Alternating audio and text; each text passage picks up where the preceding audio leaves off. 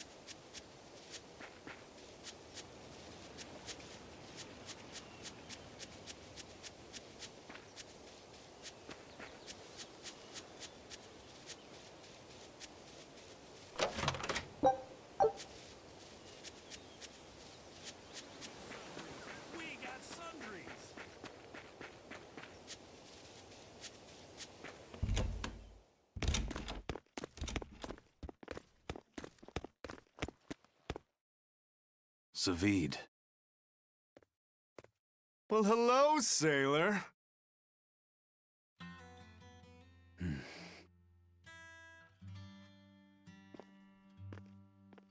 Are you waiting for someone? Nope. Just saying a prayer for someone. Someone? Let's go. Clearly there aren't any Bloodwings here. You're just going to leave? I'm right here. Everybody has times they need to be alone.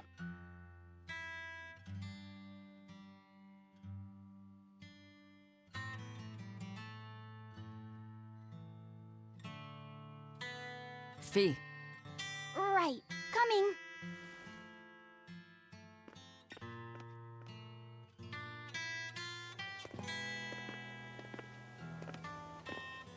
What do you think he was praying about? Well, for one thing, he was drinking a bottle of Thorny Forest. Oh my! The drink you share with your special someone when you're going to be married for life! How romantic! But getting your hands on that stuff is no small feat. I can only hope I'll get a chance to taste it someday. That must have had an important meaning for Savid. That's why you left him alone. Don't read too much into it. You're Velvet, right? You must be the one who's seen the demon we're after. We saw a big snake-looking dragon fly over on the way here. Is that what you saw too? Yes, that's the one. It nests at the top of the mountain in Aldina Plains. We went to look ourselves. No dragon. It only returns to its nest on rainy days. Rainy days, you say?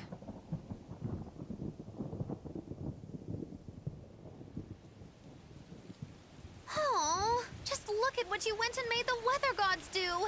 This doesn't bode well. Not at all! Thanks. We'll give it another shot.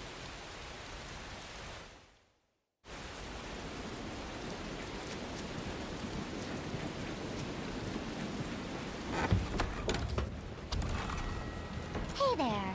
Our meeting like this must be Providence, meow. We're in a hurry. Save it, cats. All the better, meow. I've just stumbled upon a perfectly nifty piece of stone just for you. What's it for? That's not a geoboard, is it? Bingo! I dug it out of some ruins, meow. They were made by Norman Meowny years ago for surfing along Earth pulses, but I can't use it, so I figured I'd pawn it off on someone else who could, meow. Wait, Norman made this? That doesn't exactly inspire confidence. Don't be so mean! We're capable of exceptional things! Sometimes. When a Norman speaks their own name, the board springs to life and whisks its masters away at top speed. They'll even plow right through weak demons. You can say it's our masterwork, even if we sorta stumbled on it by accident. Huh. Well, then I apologize. So we can ride this as long as we have Bienfu with us, right? Well, kind of. Do you have to use your true name to activate it?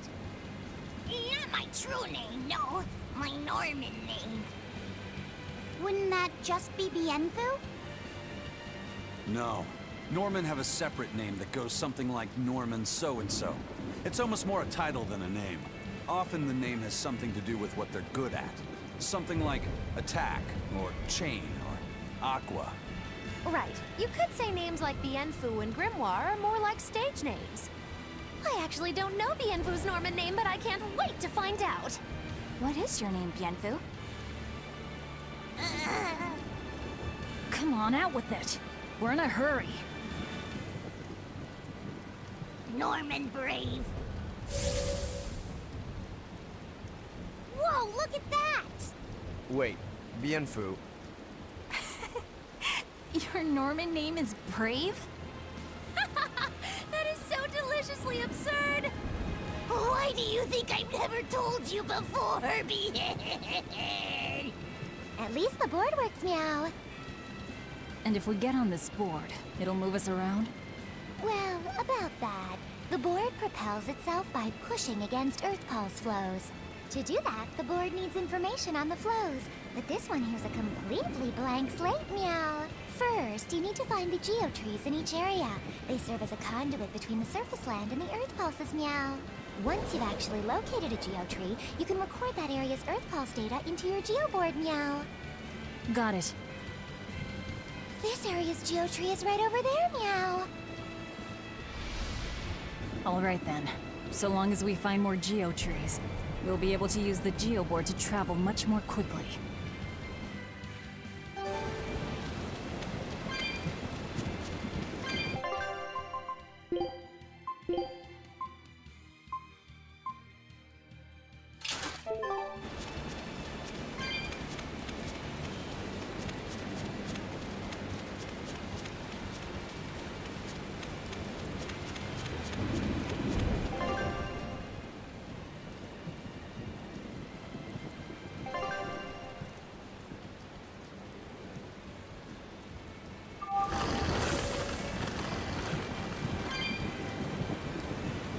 Well, that's going to come in handy. Yeah, and it's a lot of fun to ride, too. I could get used to this. I'm so worn out. I feel like I had to sprint the whole way here. Huh. Seems like operating the board saps a lot of energy from Bienfu. Even still, this board gives us a strategic advantage. Brave here will just have to bear a little exertion now and then. Yeah, Brave. Buck up. I believe in you. Be brave. Ah! Stop calling me that!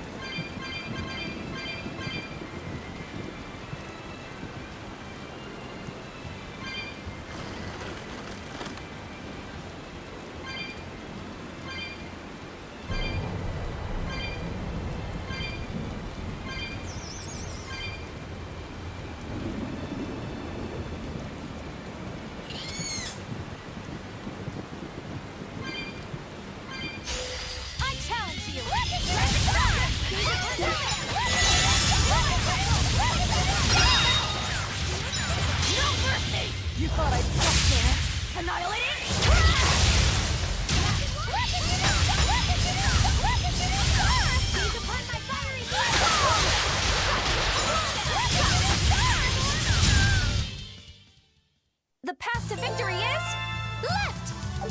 Right! Straight?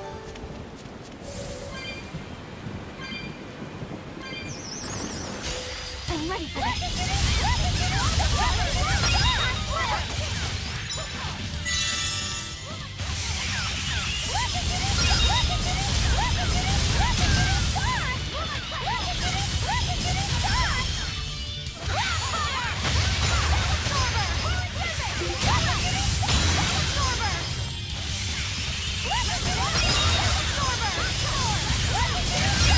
That all...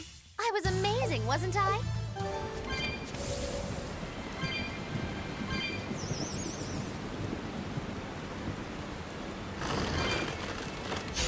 I'll end this quickly.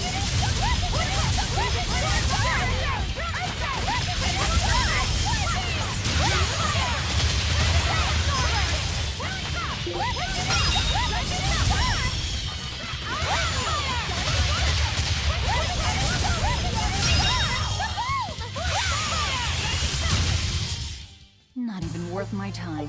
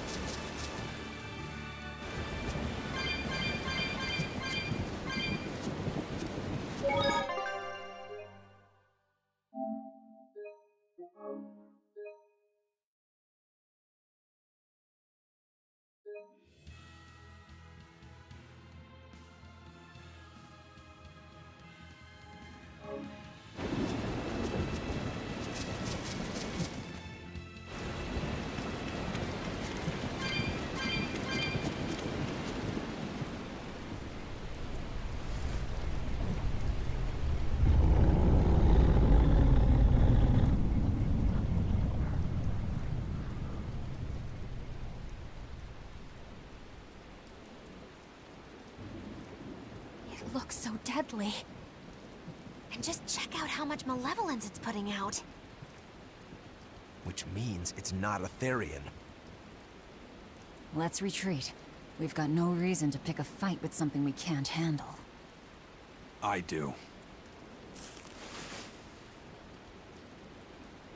Oh, you're up for it? What? What are you doing? She's right. Fighting this creature is a good way to end up dead. Oh, sorry.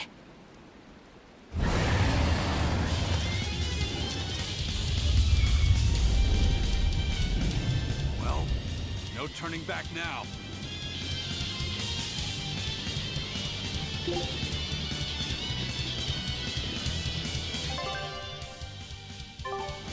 Damn it, this wasn't part of the plan. Yeah, but training like this doesn't come around every day. Be on your guard. One wrong move and you're done for. I know, that's the fun part.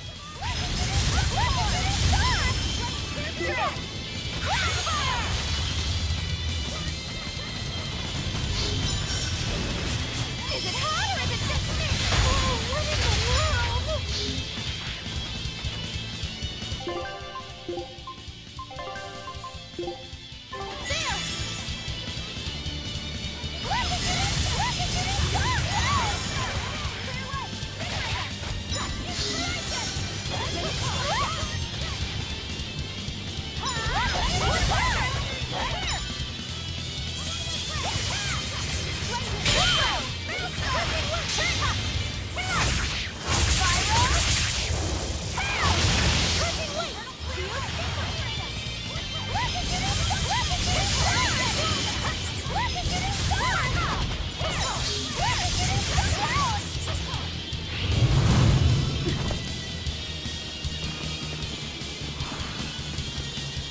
Yep.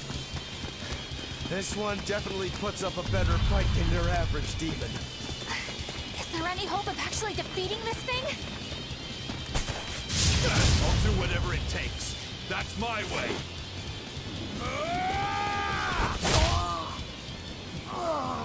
Sabine!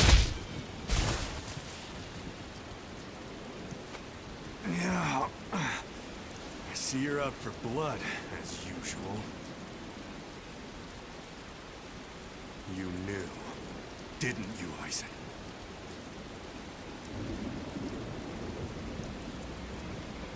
Out of my way.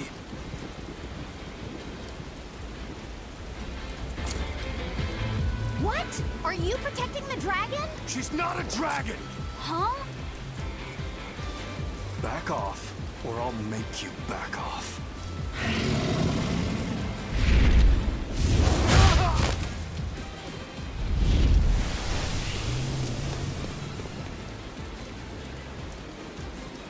Damn, it got away. That hurts, babe.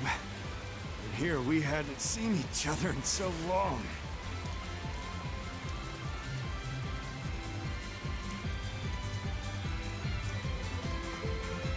Hold it. Is that dragon someone you knew?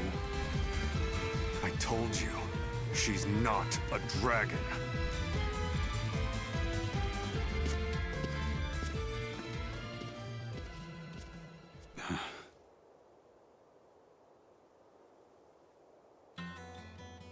So, it seems old Check Out My Pecs and the dragon have some kind of close ties.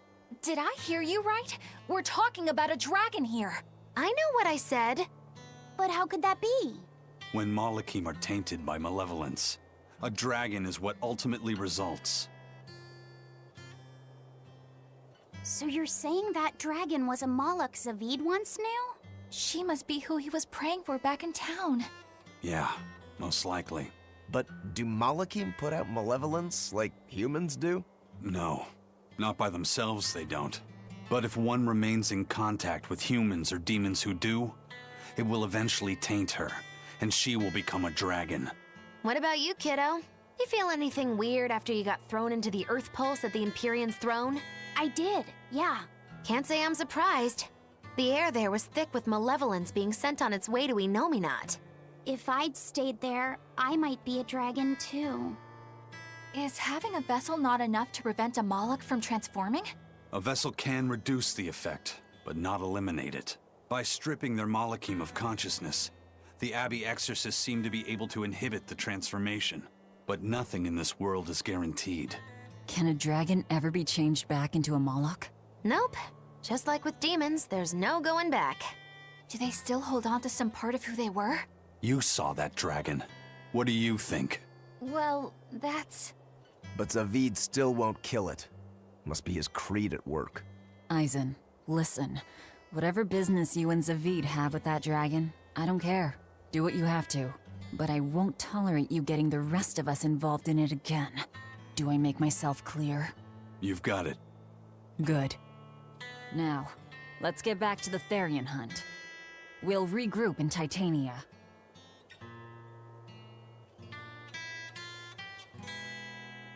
If what Eisen said is true, then could I wind up as a dragon someday? Or Eisen too? I don't know.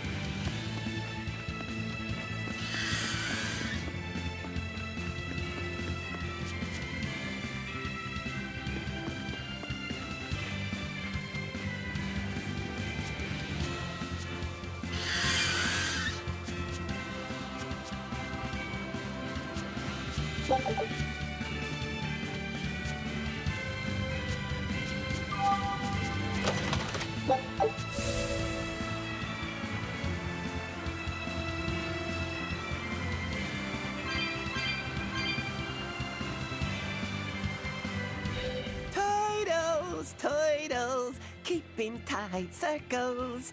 Oh, perfect timing, Eisen. I's got a letter for yous. A letter? Did you get a reply to that letter you sent? What's it say? What's it say? I know everything that you've done. Repent for your horrendous deeds, you monster. What did you do, Eisen? No idea. There's no sender written on here either. Who would write something so awful? Who cares? If I gave a damn about other people's feelings, I wouldn't be a pirate. I suppose that's true. Forget about it. What's the status of the other stuff? The Palmier made it just fine. But we've run into some troubles finding the Nordals. My deepest apologies. What are Nordals? Nordals used to be given out by Empyrean temples. If you collect a set of 4, you find happiness. Oh, so they said. Nowadays, there's only 4 left. Red, blue, green, and black. Even worse, nobody hardly knows nothing about them. Dolls of the Empyreans. Do you think they're like that one we saw of Aminoch in that shop in Isolt? Kind of. But these are less gloomy looking and more, how can I describe it? Something like a quiet radiance? A quiet radiance. That's perfect! I think I get it. I'd never have pegged you as a collector of religious claptrap, Eisen. Think they'll help keep the Reaper away? Probably not. But in the off chance they actually work, they'll keep her safe. Hey, that letter Eisen sent off earlier was addressed to a woman, wasn't it? Our little Laphicet is growing up. No, I wasn't implying she was his girlfriend. Her writing just seemed more mature, and...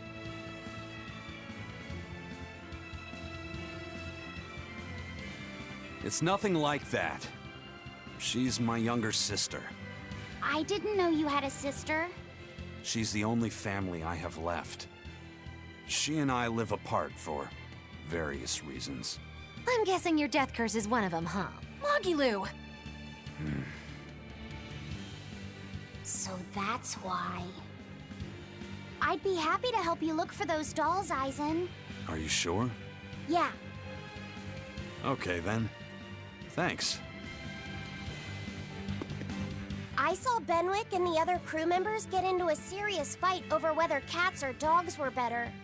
I don't get what the big deal is. I can't believe you could say such a thing! No conflict is more perilous than the one that has dogged mankind since the dawn of civilization! In the shadow of every war are the battles of dog lovers and cat lovers. Between each side lies a divide, maybe not all that deep, but unbridgeable all the same. I'd say we're lucky that the squabble you saw didn't escalate into anything more serious. I had no idea it was such a big deal. So what side do all of you fall on? I am, without a doubt, a cat person. Cats and witches have a long history together. Personally, I prefer dogs because they can cohabit with humans while following rules. But I like cats too, because they're cute. What about you, Rokuro? Shigure liked cats, so I don't. but I like dogs even less. Always wagging their tails for their masters. I feel the same way. Dogs will trade anything for food.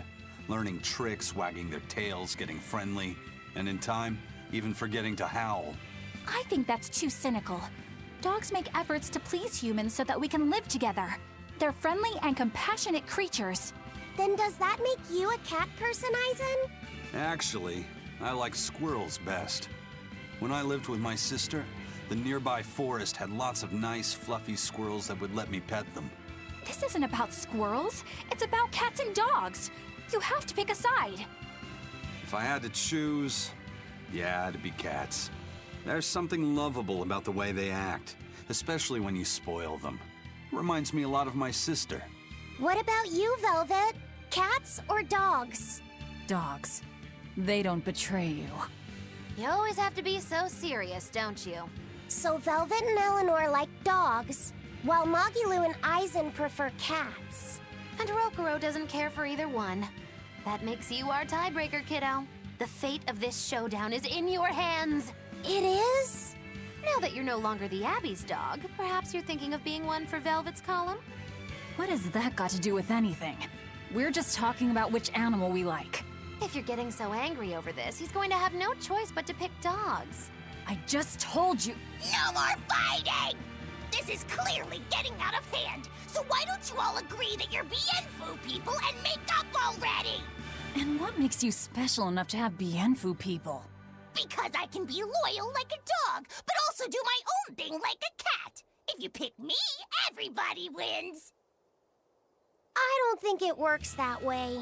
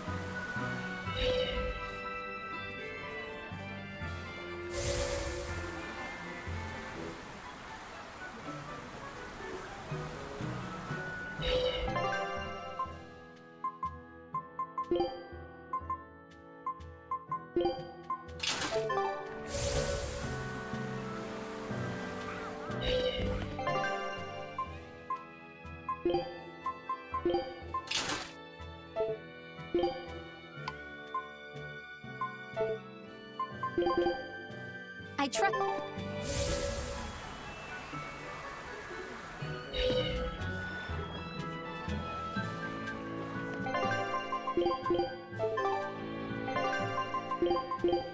Keep up.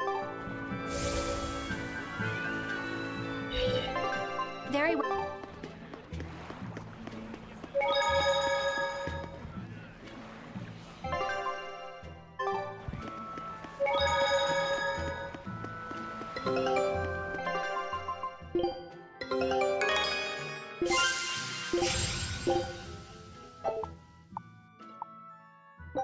Scout ship.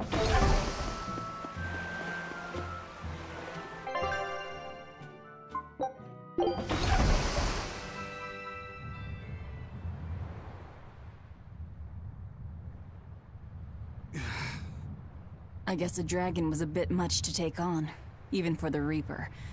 You should get some rest. We all should.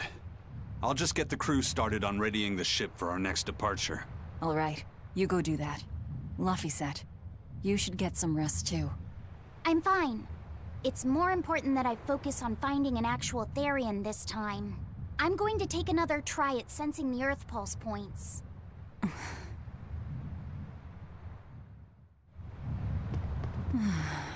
You're as stubborn as ever, Fee.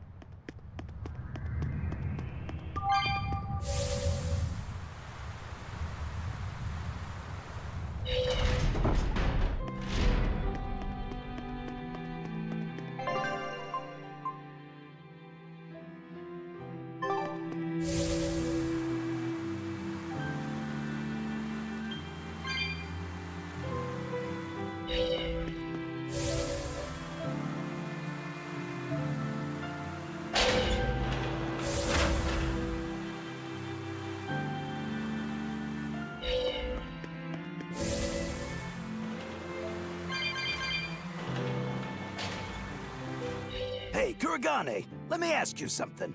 More complaining, is it? Come on, don't be like that. Every time I turn around, Velvet or one of the pirates is telling me to go make some delivery to some island. I can never get a break.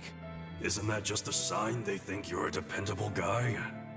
Maybe, but I don't see them sending you off on errands. It's like they take one look at your face and decide to leave you alone. I don't have a face. Oh, right, sorry. Slip of the tongue. Maybe you just don't know how much work I do around here. It's more than you think. Anything to do with iron, I do it. Making tools, repairing things. What do you take me for? Some kind of cheeky freeloader? I don't even have cheeks. You're too funny. But doesn't it ever annoy you to have all these kids giving you orders? I've spent my entire life thinking of nothing but forging swords. It's been centuries since I've interacted with youngsters like them. They can be a hassle, but at least it's a new hassle. Yeah, that's what I thought at first. So I went along with whatever they asked. But I've been too nice, so they keep pushing work onto me. Maybe if I hadn't been so helpful, they would have stayed out of my face like they stay out of yours. I don't have a face. That's not the point. Aren't you even listening to what I'm saying here? You need to make up your mind. You and I got on this ship alongside these people, who are putting themselves in great danger in order to live the lives of their choosing. If you don't like it, then go on and get off this ship with your tail between your legs. Yeah, except I don't have a tail right now.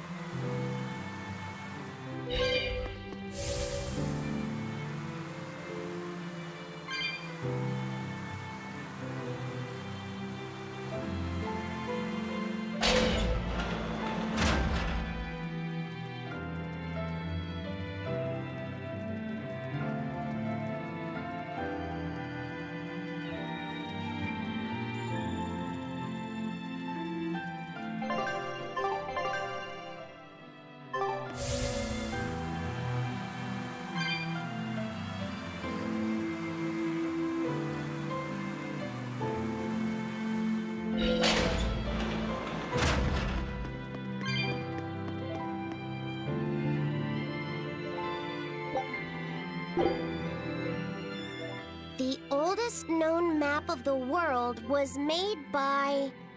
Wow, it took them decades! You always look so happy when you've got your nose in a book. What's so interesting about the one you've got there? It's a book about surveying. When I read it, I can imagine myself traveling afar and making maps of the world. It sounds like so much fun. I know just how you feel. I know Magilu and the others don't understand.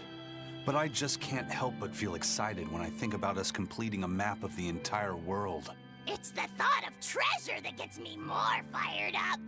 Obviously, there's treasure waiting to be unearthed too, but that's more of a bonus on the side. Crossing uncrossable oceans, going to lands where none have gone before. The voyage itself, the dance with death, these things hold value greater than that of any treasure. Ah, adventure! Truly the romance of the quest we call life. Laphicet, you had a map, didn't you? The one you dropped when we first met?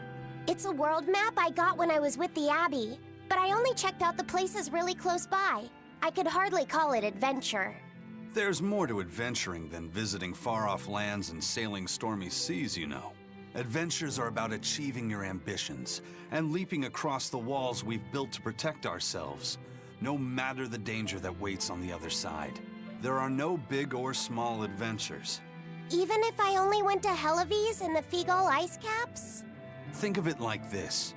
When you sneaked out of town without the Abbey noticing, when you walked the land and compared it to your map, how did that make you feel? It was scary, but fun. Exhilarating. Then it was an adventure. The map you made within yourself is a treasure that's only yours. Wow, my very own treasure!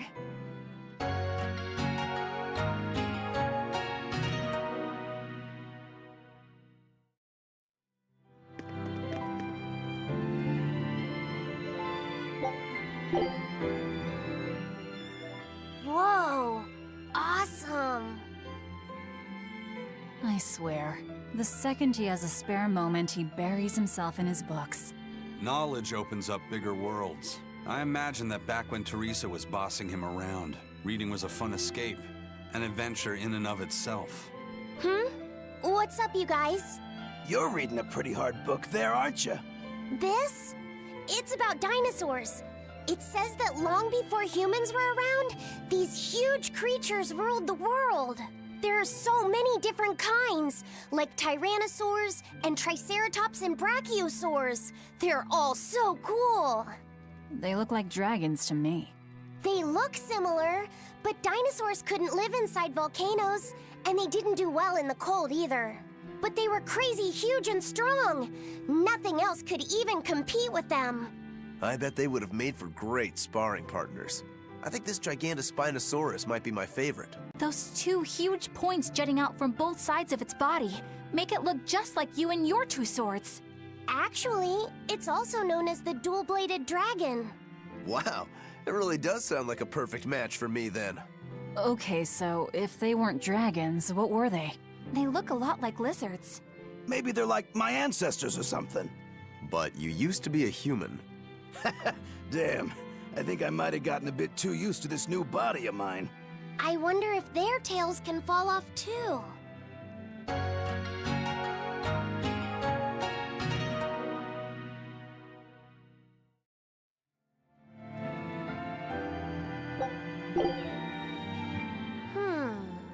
Did you ever figure out if that bug was a stag or a rhinoceros beetle? Actually, I still haven't really looked into it. Why not? Weren't Rokuro and Aizen pretty curious to find out too? They're why I haven't. They both have really strong opinions, and they both make a believable argument. And if I determined it was a new kind of beetle entirely, my decision would change the very course of their fates. Their fates? I think you're exaggerating things. Hey, what are you guys talking about? We're still hashing out what that Rhinostagros really is. Kiddo here's holding off on his final decision because he's worried about how you'll take it. You're both adults. Can't one of you just give in so we can move on? It's a rhinoceros beetle. I'm not backing down on that. No, it's a stag beetle. Why not just take off the pointy bits? Then we can all agree it's just a plain old beetle. Simple. Sounds good to me. Don't even joke about that. If you took away my swords, I wouldn't have anything left. Same thing goes for a stag beetle and its pincers.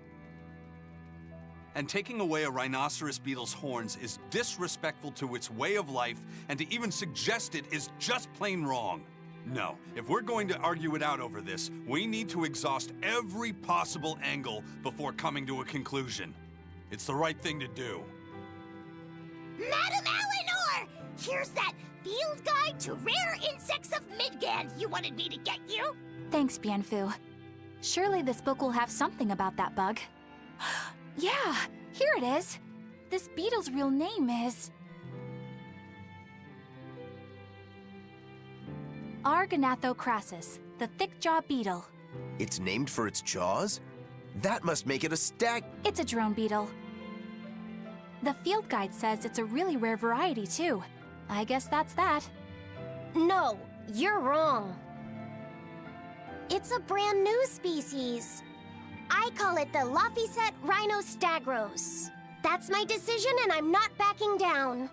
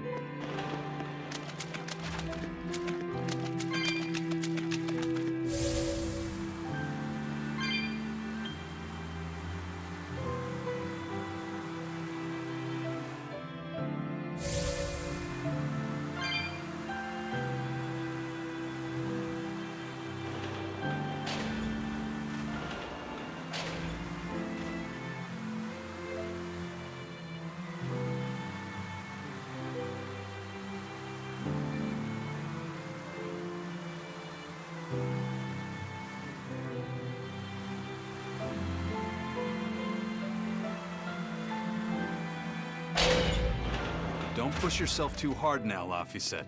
You hear me? I hear you. I told everyone I could find the Therians, but I've only sent us to the wrong places. Aizen, is there any way to boost Amalok's powers? I guess it's okay for me to tell you this. The majority of Malakim today have their consciousnesses sealed away to be used as mere tools for the exorcists. But originally, Malakim were beings who received prayers from people, and in return bestowed their blessings upon nature and mankind. So you're saying that when humans pray to Amalok, the Malak receives great strength? Yes. In general, at least. Some Malakim, like me, buck the system and bring about misfortune rather than divine grace. Oh, that's unfortunate. But who would ever pray to me? Maybe you didn't lead us to any Therians, Fee, but it's not like we came back empty-handed. We found orichalcum to use against Shigure, and we also learned we can hold our own against a dragon. Velvet. So where should we go next, Fee? Northgand! There's a big Earth Pulse point north of Helivis! Works for me. Aizen? We can leave whenever you want. Doesn't matter to me. And I'm all set. Let's make our way to the harbor. When I say prayers, I don't mean outright worshipping. All I'm talking about are earnest thoughts and feelings directed at you. I see. So I'm already receiving prayers then.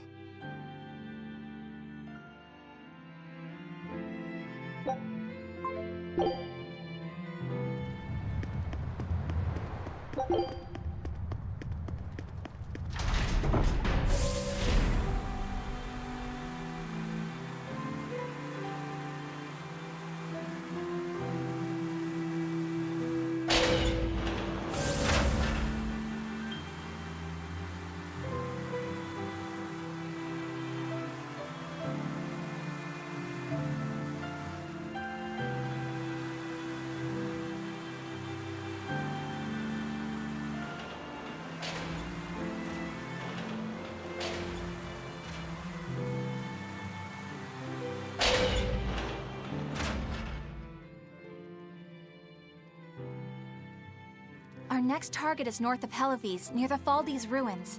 In light of everything we know, I'd say it's highly likely we'll find a Therian there. Let's hope! Then we should make our first stop, Port Helivis. With the, mischief we got into last time, getting into the city might prove difficult. Benwick, how are things in Helivis right now? That shipping guild that used to handle our mooring is pretty much toast.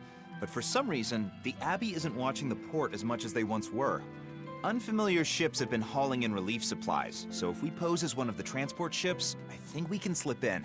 And if we divert some supplies to an unofficial channel, we might be able to secure a new mooring partner.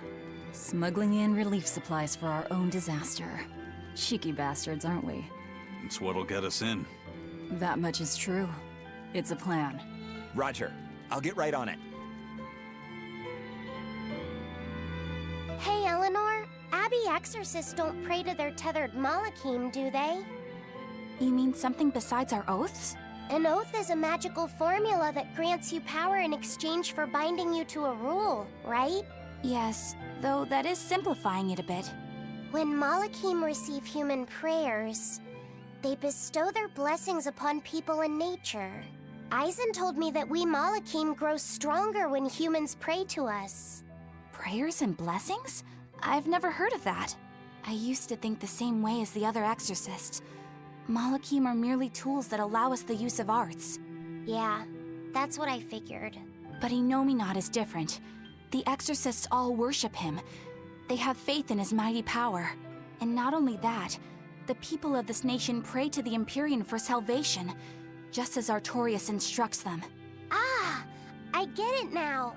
See the wheels turning, do you, kiddo? Huh?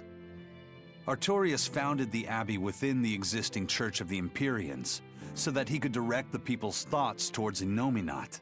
So that even while they lionize Artorias as their savior, they are made aware of Innominat's presence behind him.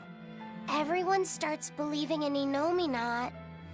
The prayers of the entire world go to him, becoming his power. After the centuries-long decline of Empyrean worship, he becomes stronger than anyone today could imagine. The pieces do fit. Oaths, prayers, blessings, the demon blight. So much in this world is affected by matters of the heart. They hold magical power, both effective and meddlesome. We are truly going up against the rest of the entire world, aren't we? Don't look so troubled, Eleanor. I'm gonna do my best to get stronger, so believe in me. I am a Moloch, after all. Oh, Laphicet, you've become so brave so quickly. Have I? But you're still cute when you get embarrassed. Hey, why is your face so red? Huh? My face isn't red. Huh?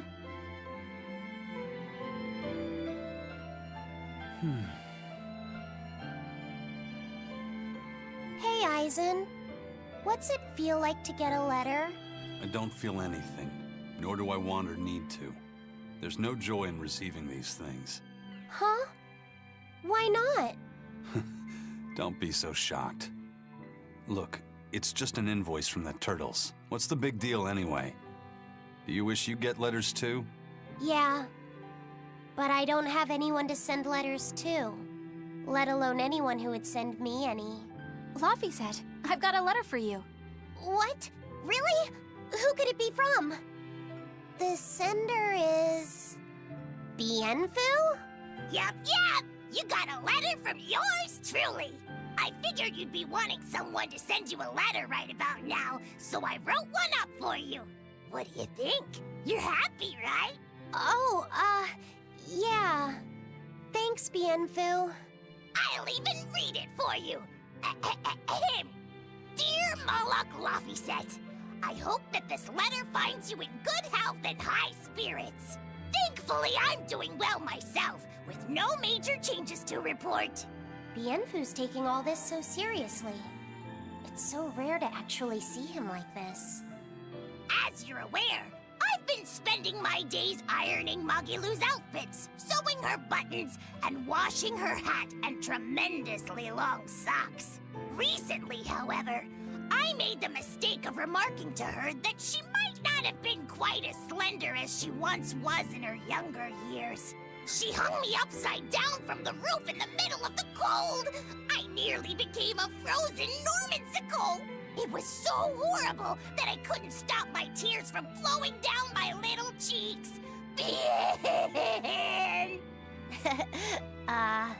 There's the Bienfu we know and love. But all you wrote about in that letter was yourself. And you even read it out loud yourself. That's okay. Thanks, Bienfu. It feels nice to get a letter.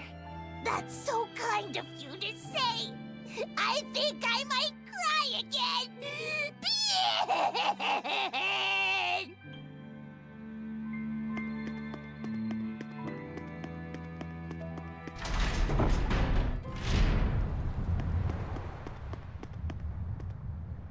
We've loaded everything bound for Helaviz. With that much trade, I doubt anyone will suspect us. Any idea who can give us cover for docking?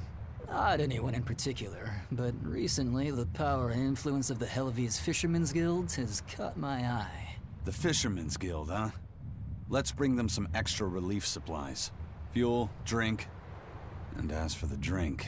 12-year-old amber draft. The sailors of Helaviz have an eye for the stuff.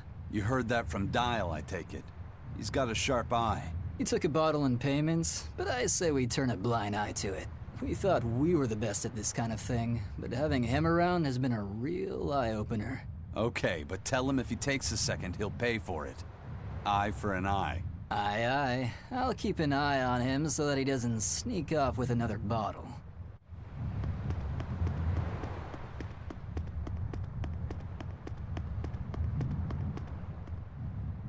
The supplies are loaded. We can make for Helaviz whenever you want. That was fast.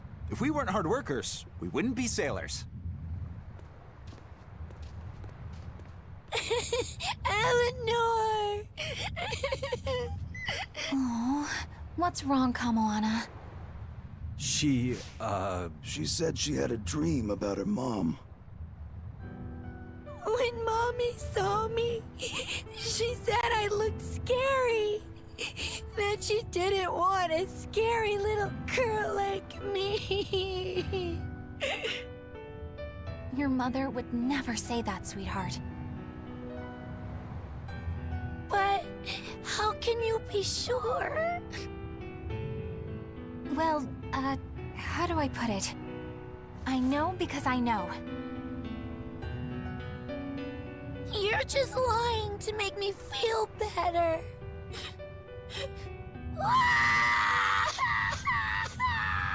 Aw, Kamawana, don't cry.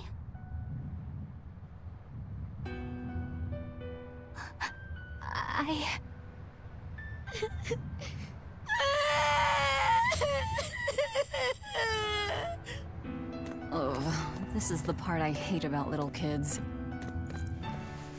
I'm not a little kid! I hate you, Velvet! I hate you! That's right, let it all out. Stop it! Stop it! Mommy! I saw my mommy! She didn't want me!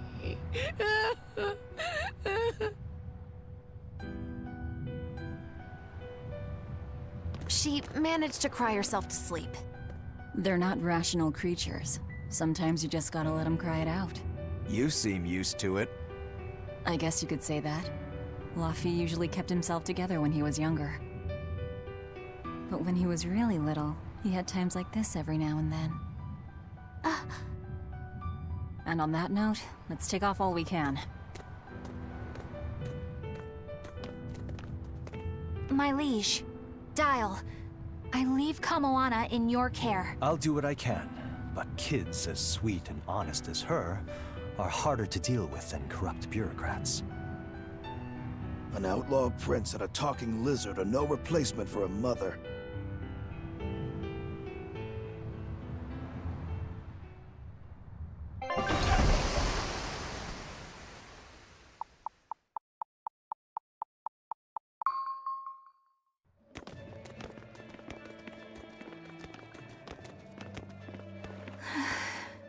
I do hope Kamawana isn't crying anymore. Yeah. Shush. How long is it going to be before you send in another exorcist to replace Lady Teresa? With these demons clamoring at our gates, none of us feel safe anymore. You have our deepest sympathies, but we were sent here on a different mission. That's what the last exorcist who came here said before leaving for the north. What could be up there that's worth all that attention? Surely we're not all being punished by the Abbey for what happened with Medusa, are we? That is not the case. Now, if you'll excuse us, we have business to attend to.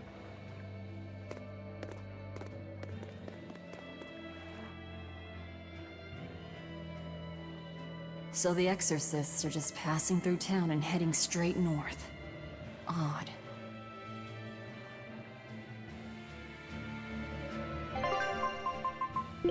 Understood. Let's... Oh, miss me that much. This is always... I'm in this. I trust you've got my back.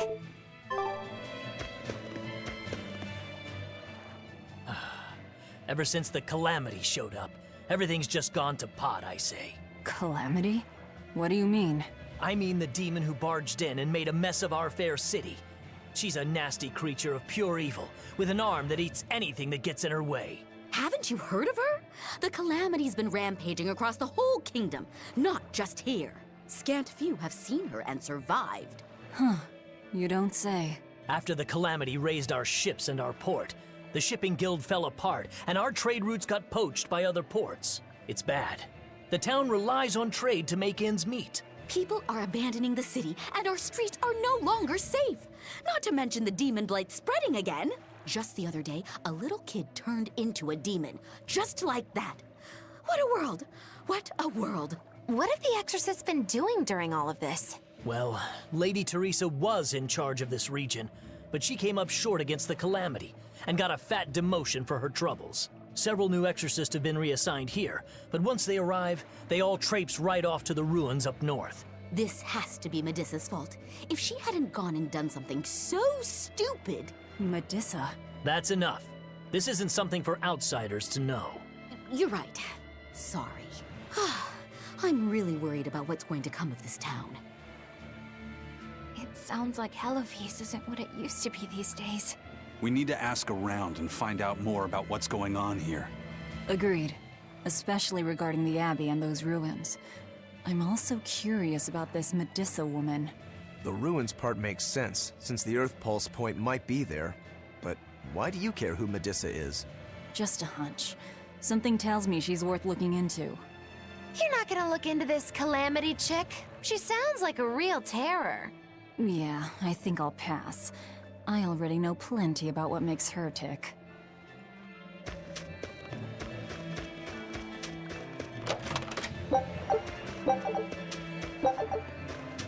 Are you all right, Madam Eleanor?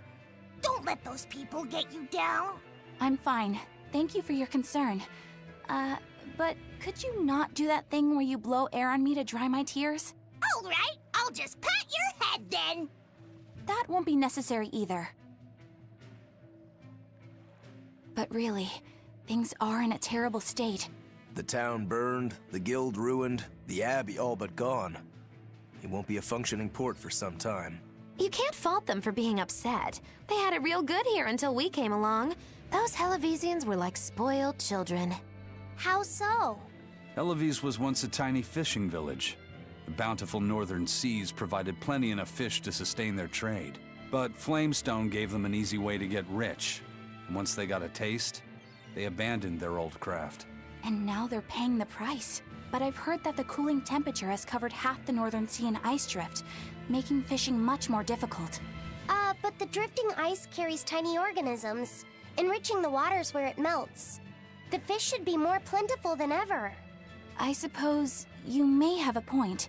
We're ones to talk after what we did, but taking the easy path, then complaining as soon as it gets hard, that seems... Spoiled, yes. You said it, Laphicet. I think my appetite's getting a little overindulgent, too. That's not a bad thing. Just means you're healthy. Giant squid come to these waters in this season. Should I ask Benwick to fish some up? Yeah, and some normal octopuses, too.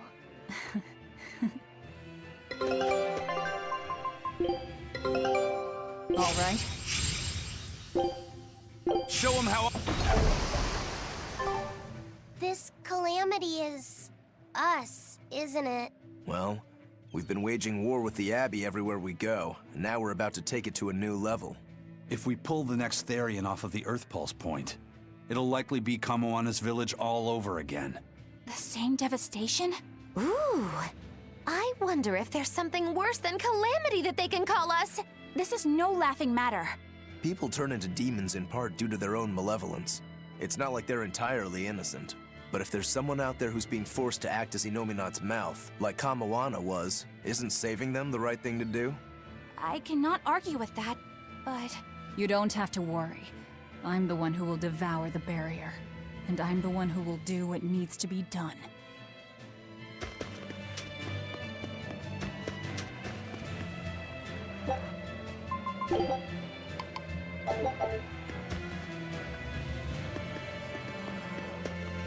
The demon attacks have ground trade to a halt. But people are slowly starting to fish again. Are you a fisherman, too? Aye. This town got swept up in the recent trade boom. But back when I was a young lad, this was a fishing port through and through. Ever since the shipping guild took over the docks, all of us fishermen got muscled out. Making this a commercial port has helped the town grow. But a lot of people weren't so happy with the guild. It's too bad everyone couldn't just work together. Once money gets involved, people change. That's true no matter what age you live in. The people know it's the ones making the money who lead the charge. But we follow anyway. It's human nature. I hope everyone changes their minds once we start rebuilding. But who knows what will happen.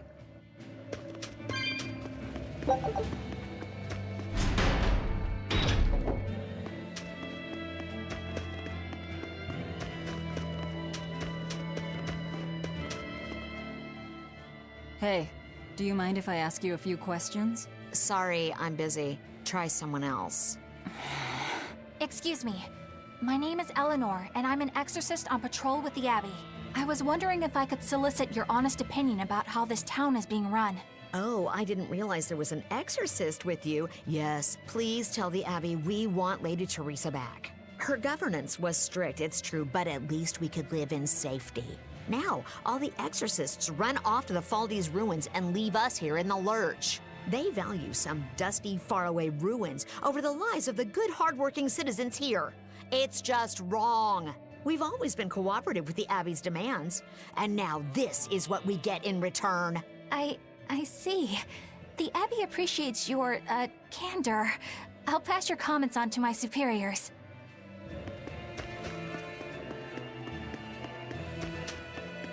First it was the sailors, and then even a small girl caught the demon blight. I was sure it was going to start spreading through this town as well, but then, after that incident, it just went poof and disappeared. I guess I was expecting a little more after hearing how contagious it was. I wonder what really causes it. Who knows? I heard of this one village in East Gand where everyone caught it at once. It wiped out the entire town. I hope the Abbey develops a cure quickly. I can't wait for the day where we can live without fear.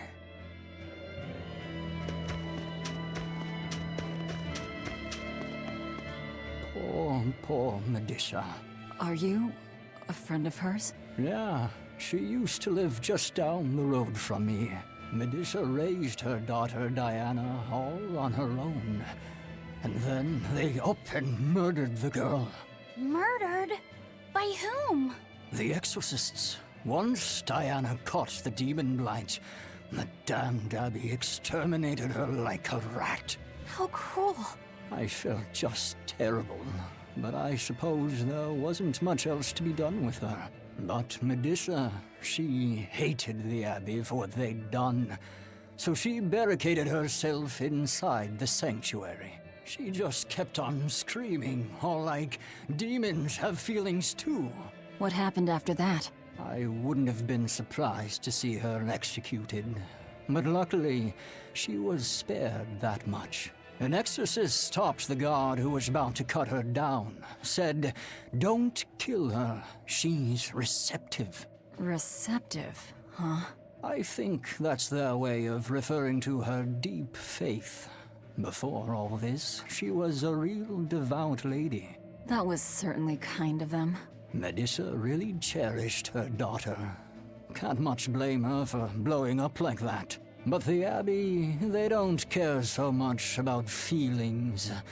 Reason is all that matters to them. They don't take kindly to people disrupting their order.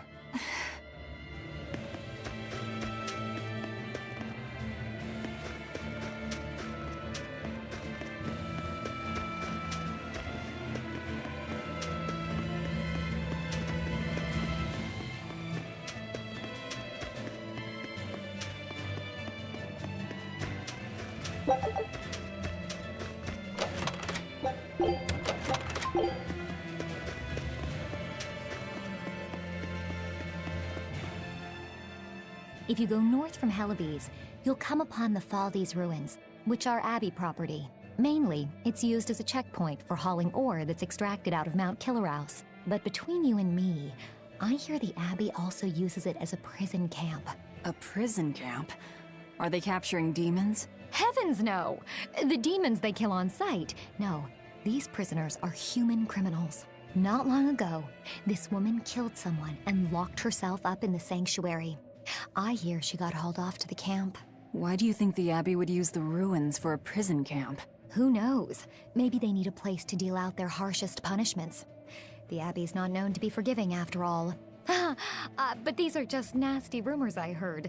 Of course, I don't believe a word of it.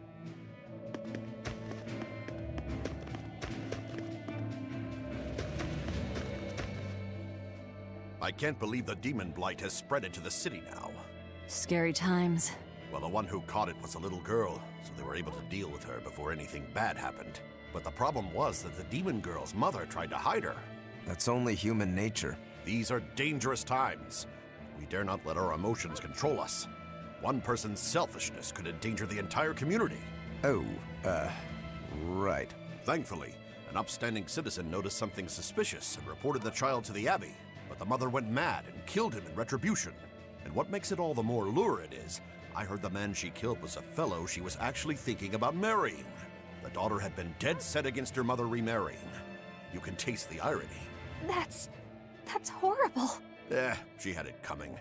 If there's anything worse than demons, it's people who can't control themselves. So, Diana was a girl turned demon who was killed by an exorcist. And her mother Medissa hated the Abbey for it. And the Abbey is using the Faldi's ruins up north as a prison camp. It's a lot like what happened to Kamawana, isn't it? It's natural for a mother to love her own child. To make that a crime. What I'm curious about is the use of the word receptive to describe Medissa. So long as there is one receptive to divine power, Therians shall be forever reborn. If our interpretation of that ancient book is right, it likely means she's receptive to Inominat's power. Meaning they brought Medissa to those ruins where there's an Earth Pulse point, and then they made her into a Therian. That would certainly put all the pieces together, yep. Plus, if this Therian the Abbey created already hates them, that's all the better for us. Yeah, I imagine she'd be willing to work with us. Although, it sounds almost too easy. Did I jinx it? I just jinxed it, didn't I? Probably, but we won't find out until we try. True. Let's head for the ruins. And don't worry, you totally jinxed it.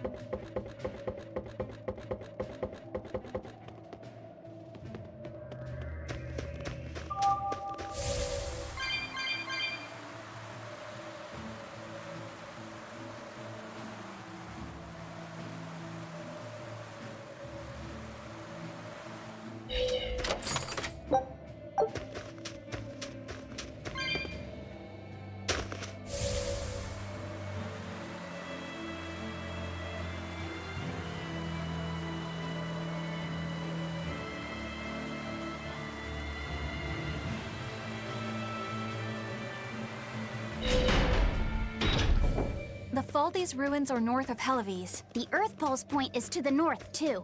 Probably in the very same place.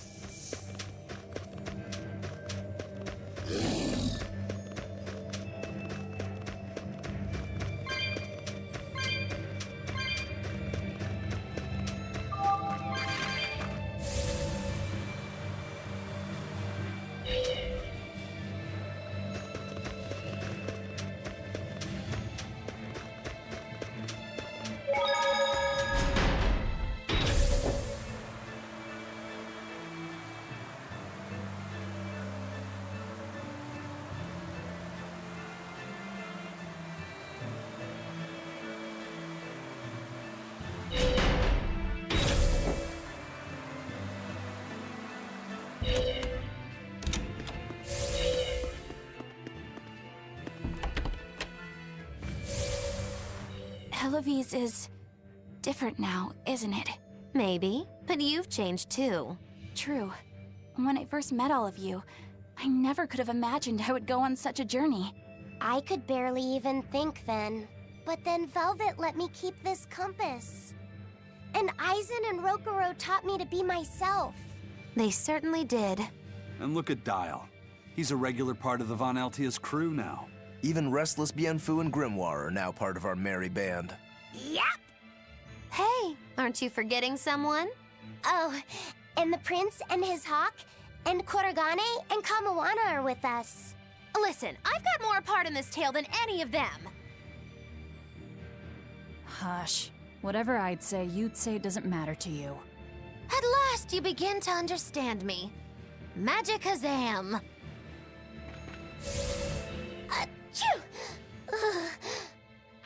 think Northgand would be this cold. But Northgand was Teresa's territory. Wouldn't you have been here with her? I think having my awareness controlled meant my senses were dulled as well. I see. But the cold doesn't seem to be bothering Eisen at all. In fact, everyone else seems comfortable here. If you shiver at these temperatures, you'll never make it on the high seas.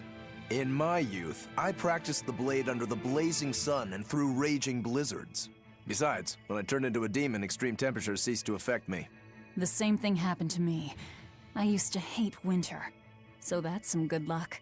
But what of yourself? You seem to be handling it just fine. I'm freezing, actually. I don't know how you stand it. I loathe the cold more than anything. That's why I've armed myself with a secret weapon. I've stuck thin, yet powerful, Cuckoo brand hand warmers all over myself! I even packed them in my shoes! Really? That sounds amazing! I'm willing to share, if you act like a dove. What? Go cuckoo, like a dove. Please share your cuckoo warmers with me. Cuckoo. You're no velvet, that's for sure.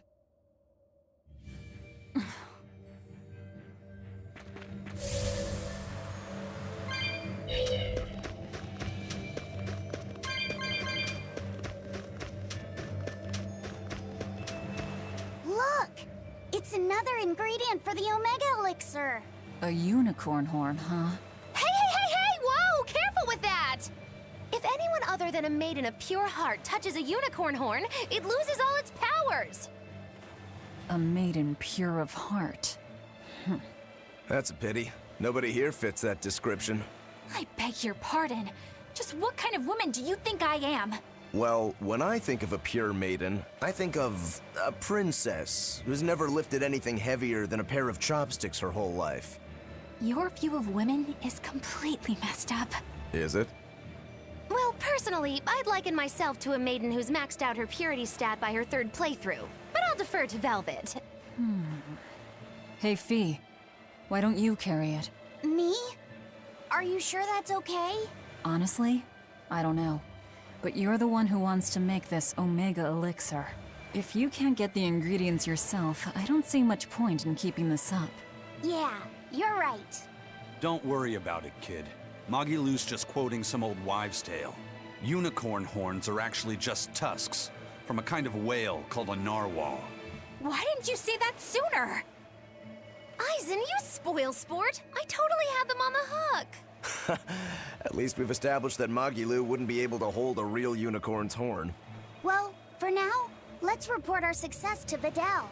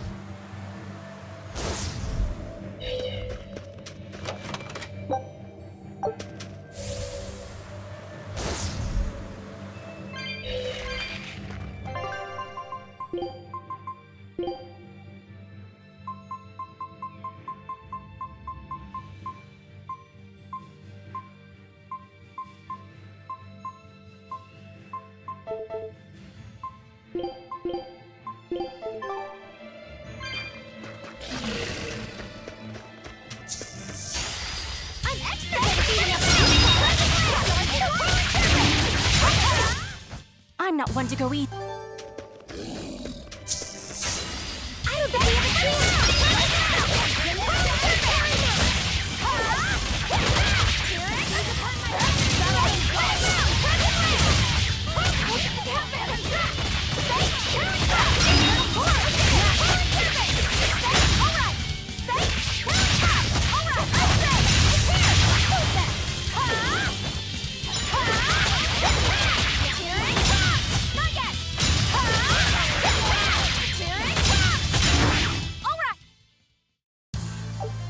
Are you hurt?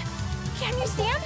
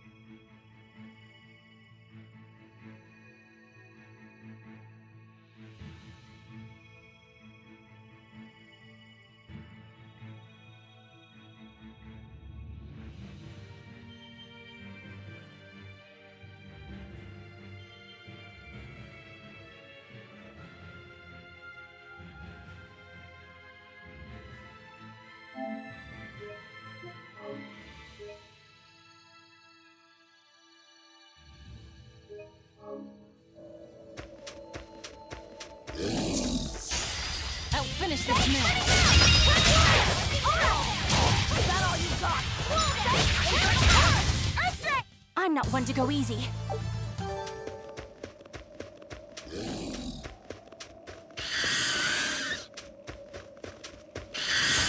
Are you ready for this? No mercy! Wounds that won't shoot!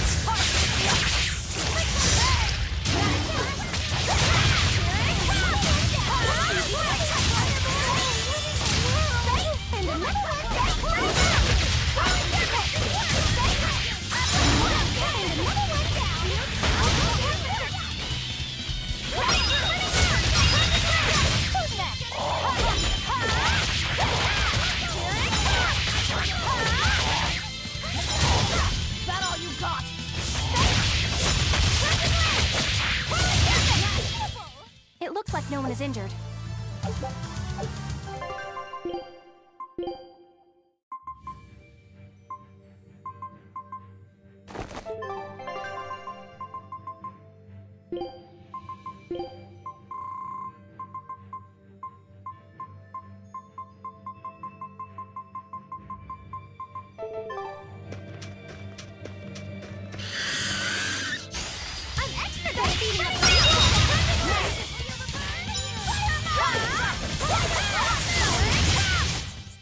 It's over, right? I'll show you the beauty of my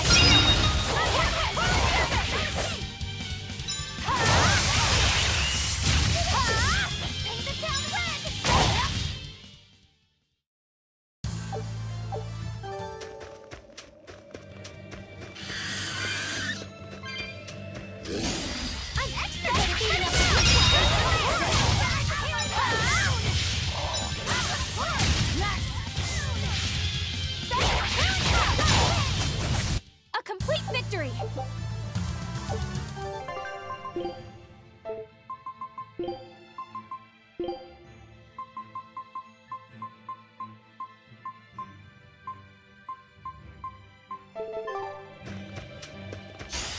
I'll finish this now. I did it! A complete victory!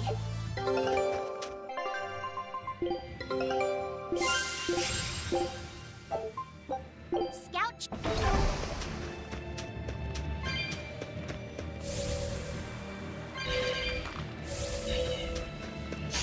I'm extra good at beating up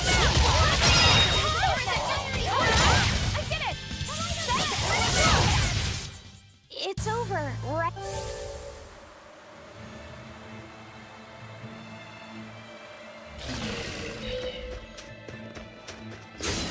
Woo! That's amazing!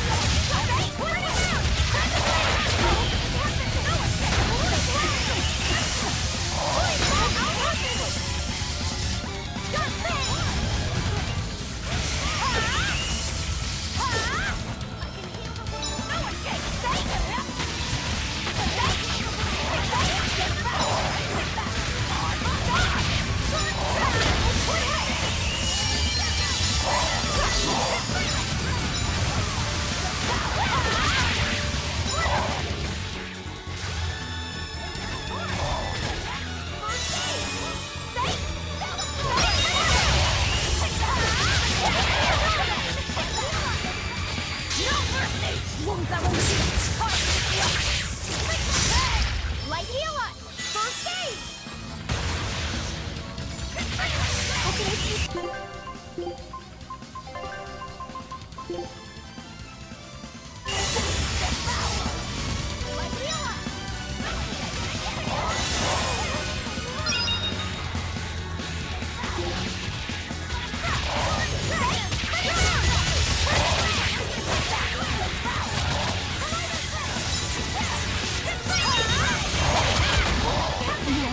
can't die here.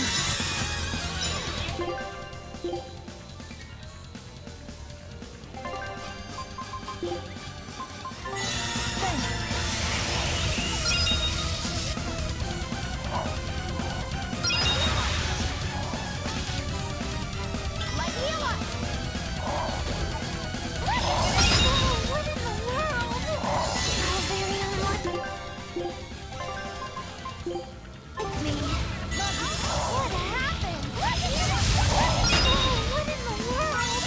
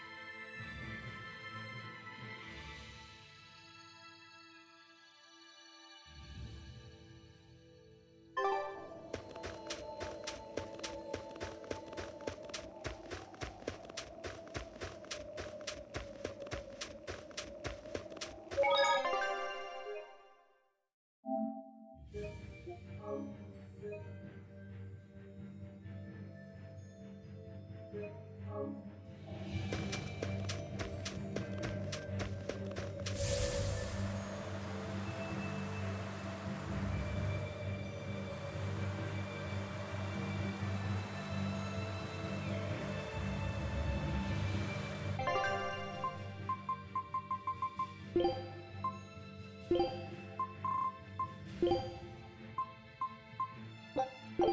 ready.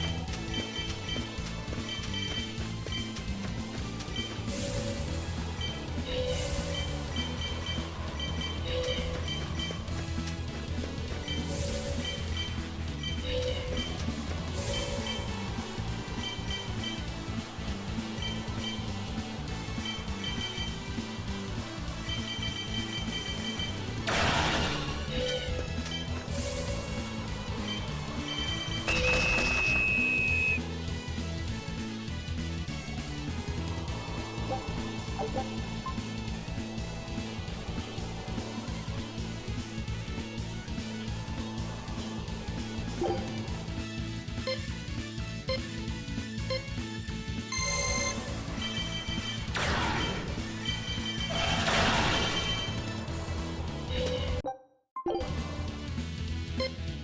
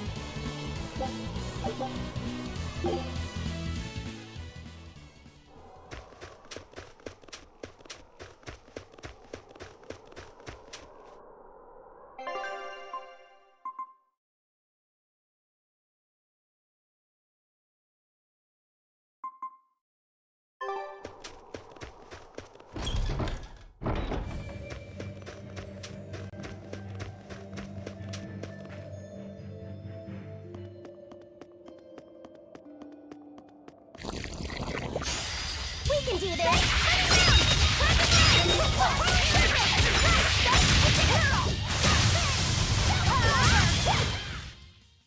Stop fooling around.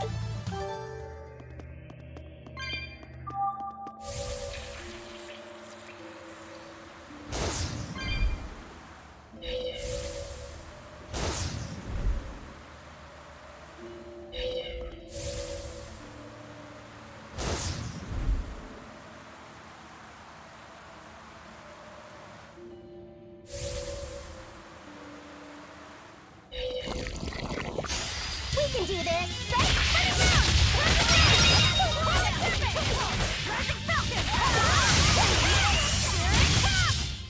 I did good, didn't I? I'll show you the beauty of my spearwork!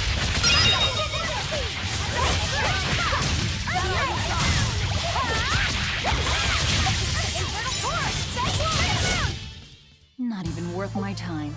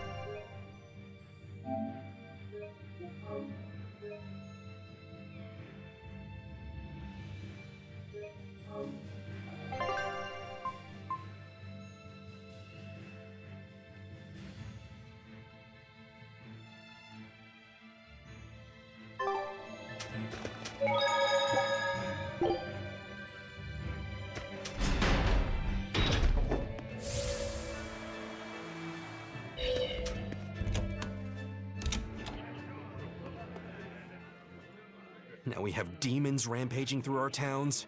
Northgan's really had a string of bad luck. The weather's gotten even colder, Mercio's port is blocked by an ice drift, and hardly anyone sails the North Seas anymore. But relief supplies have made it up here, right? It may fill our bellies, but not our hearts. Huh? If the Abbey truly wants to save this town, there's something we need more than food or gold. Lady Teresa! If only I could be pierced once more by those fierce, ice-cold eyes. Oh, punish me, Teresa, my love! Wow. Can we make it so that he doesn't get any more supplies?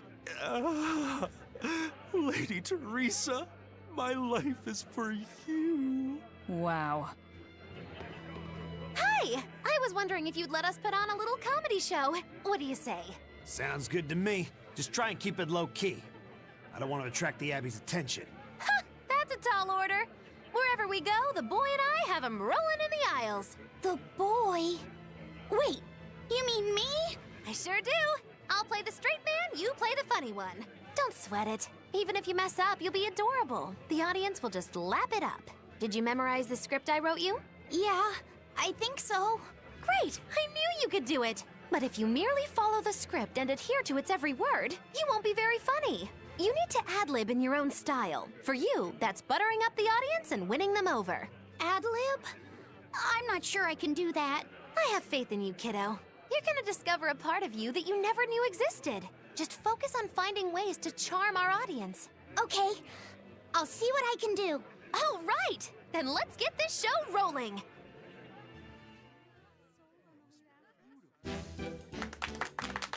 Hi there! We're A Boy and His Witch, your partners in comedy today! Magicazam! We're still new to the comedy business, but we'll do our best to give you a memorable show.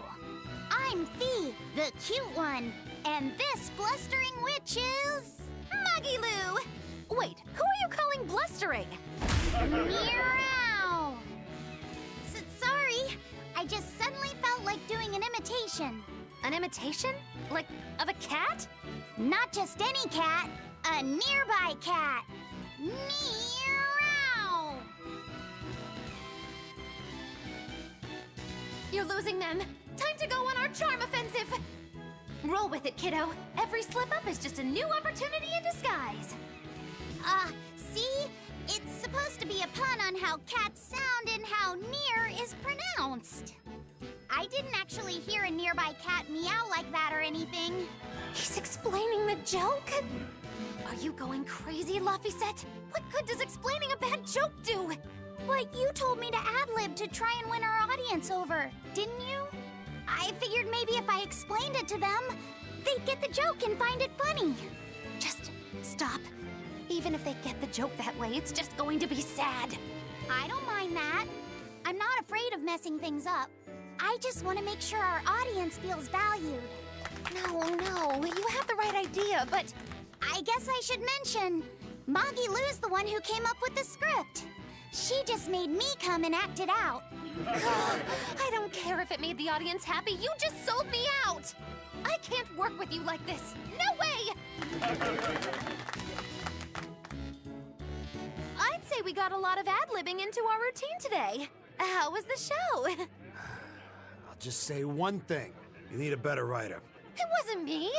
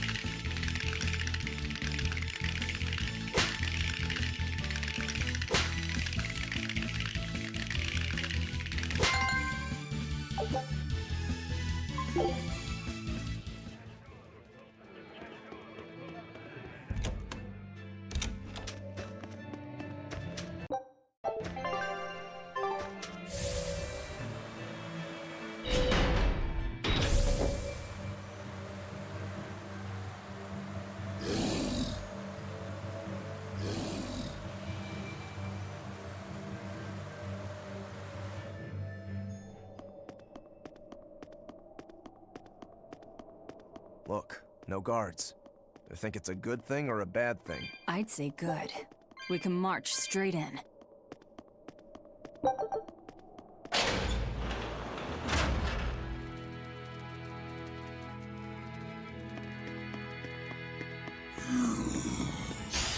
I'll end this quickly.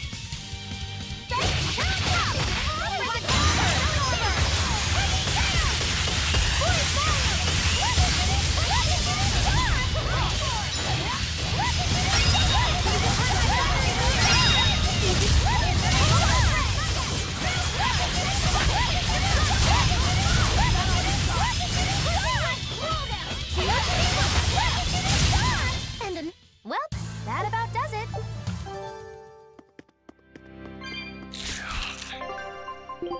Shall we? I'm ready. Wait for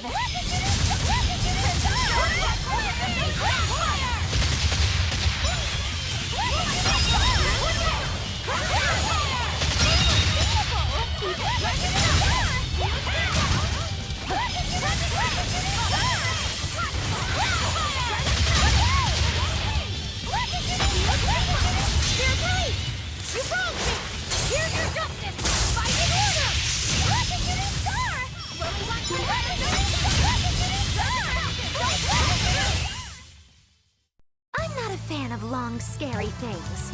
Have you looked in a mirror lately?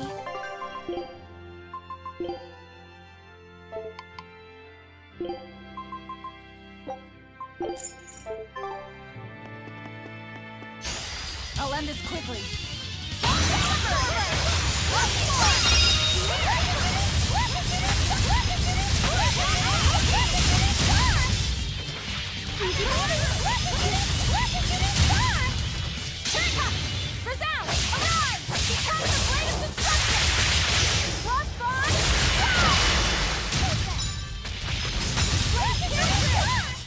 Come on, really? A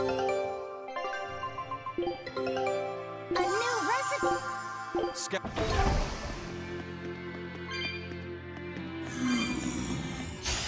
Right then, let's finish this.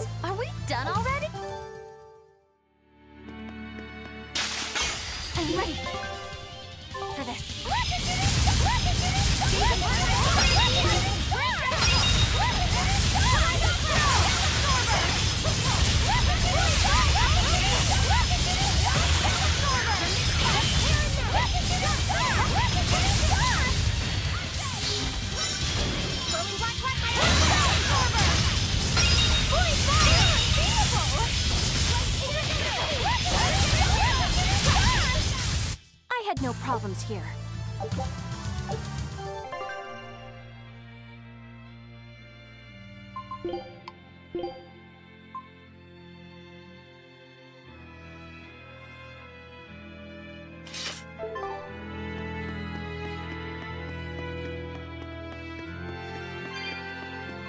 There sure are a lot of Malakim posted here. They're probably here to protect the Therian, right? One would assume. The exorcist controlling them can't be far then. Be careful.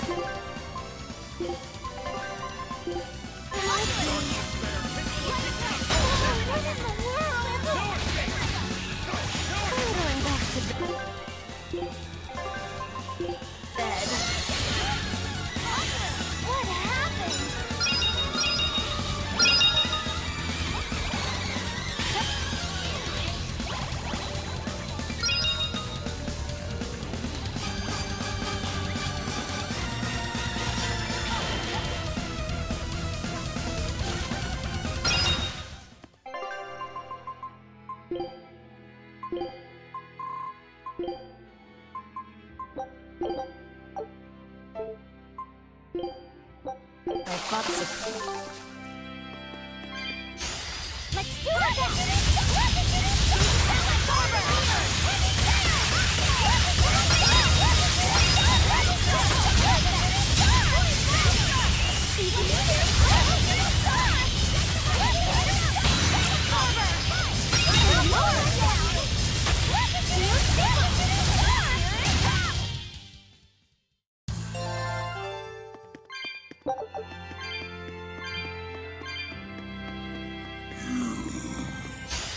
You better be ready.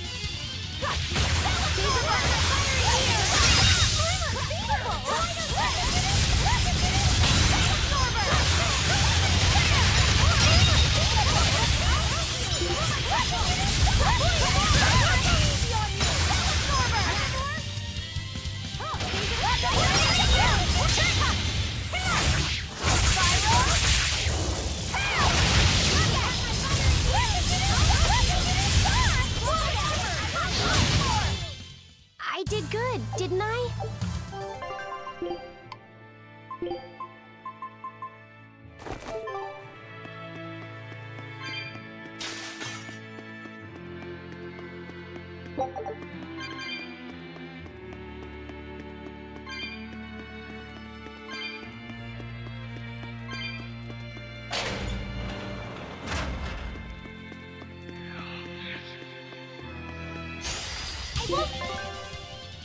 Run away! Let's take it over!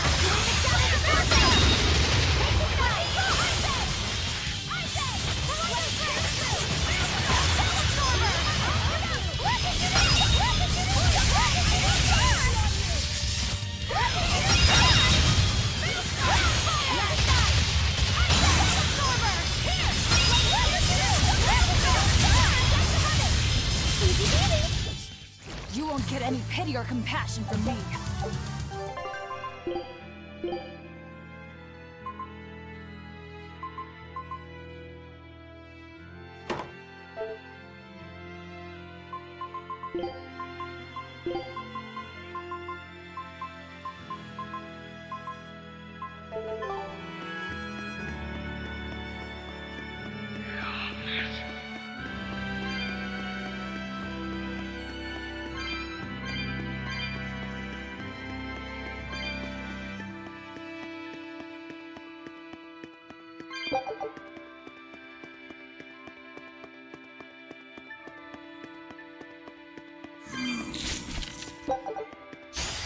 Time to dish out spanking!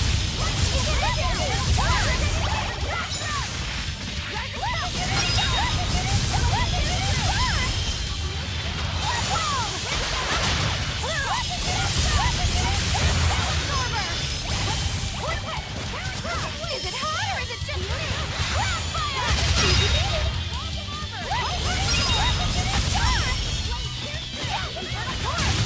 Is it hot or is it just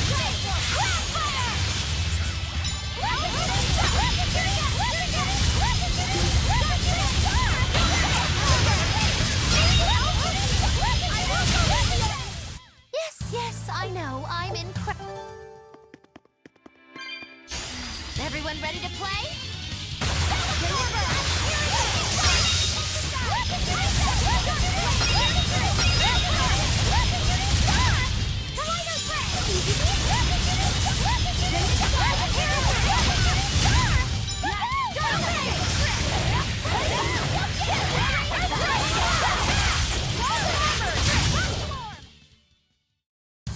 Just how does this sword work? I can fight too!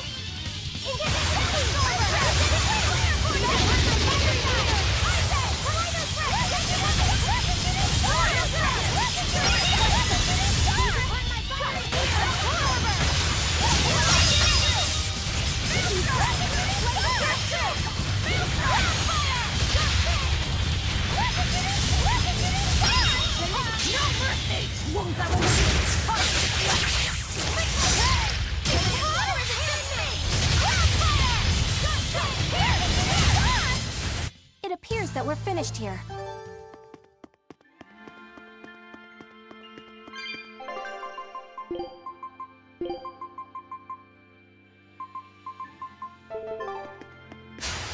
Don't get careless! Blast away the shadows of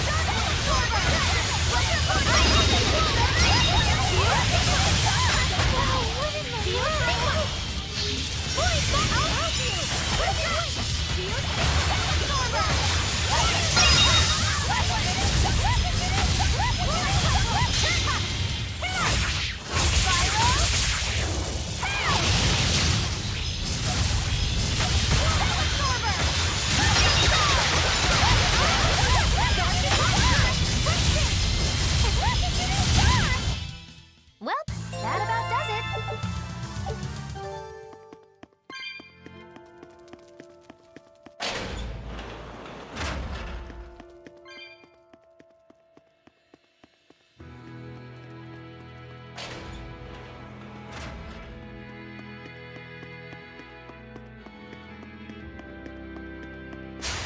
Don't get careless!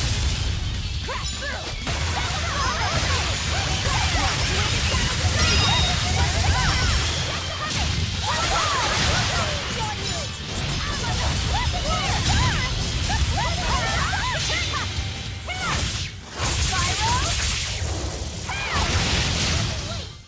There are none who can resist my spear!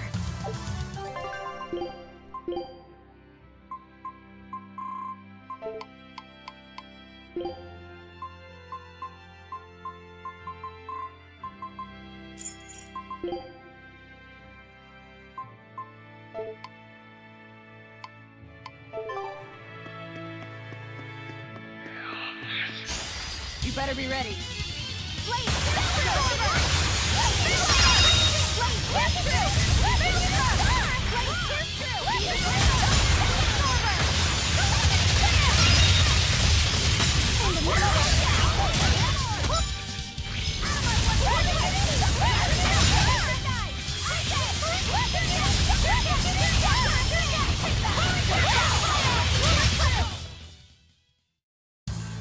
What about this one?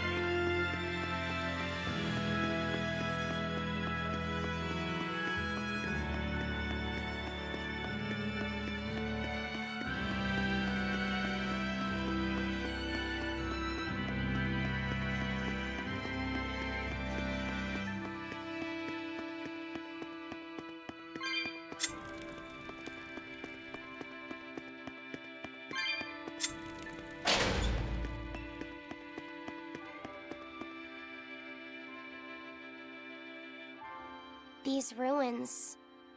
This feels like a sad place. Sad? In what way? Sorrow permeates this place. As if left behind by people who suffered torment and death. I guess that's a weird impression to get by just looking at some ruins, huh? I'd trust my feelings if I were you. They'll often lead you to the truth of things. Besides, what you're feeling would explain a thing or two about these ruins. It would? Rather than attempting to impress visitors with beauty and opulence, the building and its passageways were built with strength and stability in mind. And that means... They were anticipating volcanic earthquakes. And they expected that someone might turn violent in these passageways. not a bad observation. And what would bring such savage people to these halls? Surely they weren't just passing through. Then this passage must have led to somewhere. Some room or structure deeper within. A prison for the worst criminals. Or maybe a battle arena. And that's what gave you a sense of sadness. If it was an arena, then treasure for the victors might be hidden away somewhere. Why would it be hidden? Well, those fighter types might not have been all that nice. And the people who built this place seem to have been the cautious type. Hidden treasure, huh? Where do you think... Save your speculation for another day, you two. We have a Therian to find. Right. Sorry. So, about that treasure. Aizen! Ugh. We'll talk about this later, Laphicet. All right. Guess it's time to fight!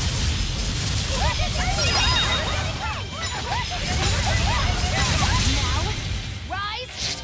Arise! Ascending angel! Easy peasy!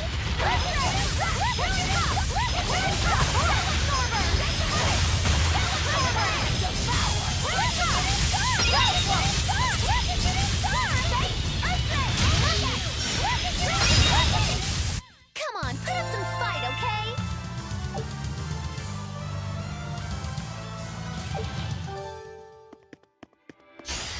Always be on guard!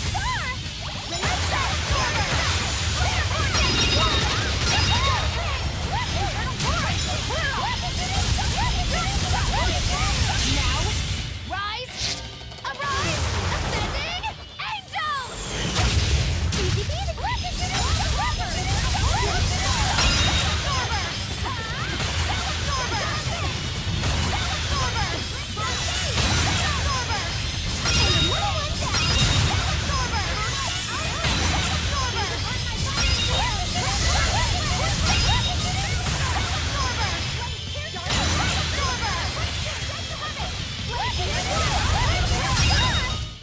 Try as they might, it won't change. I'm ready for this. Infernal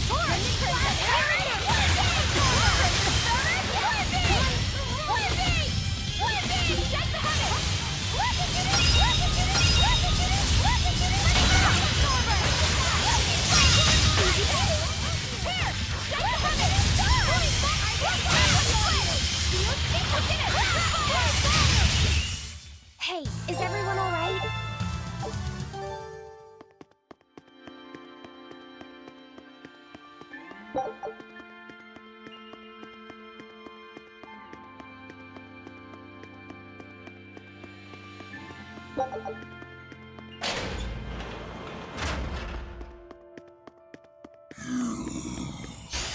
I won't run away!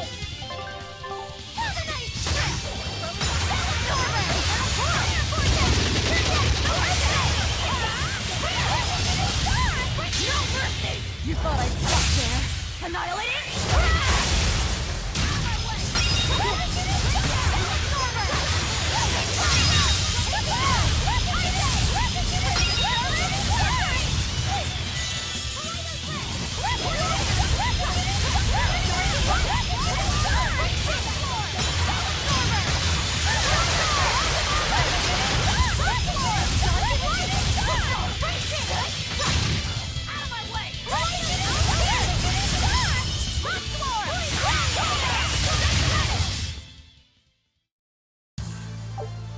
I still need a...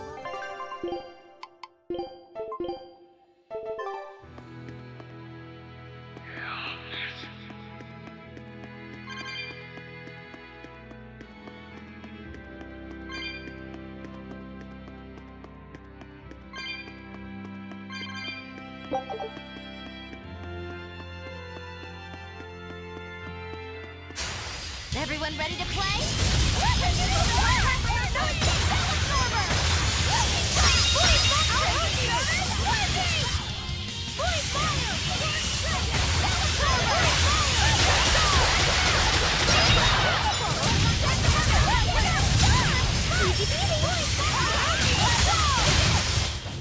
They were nothing.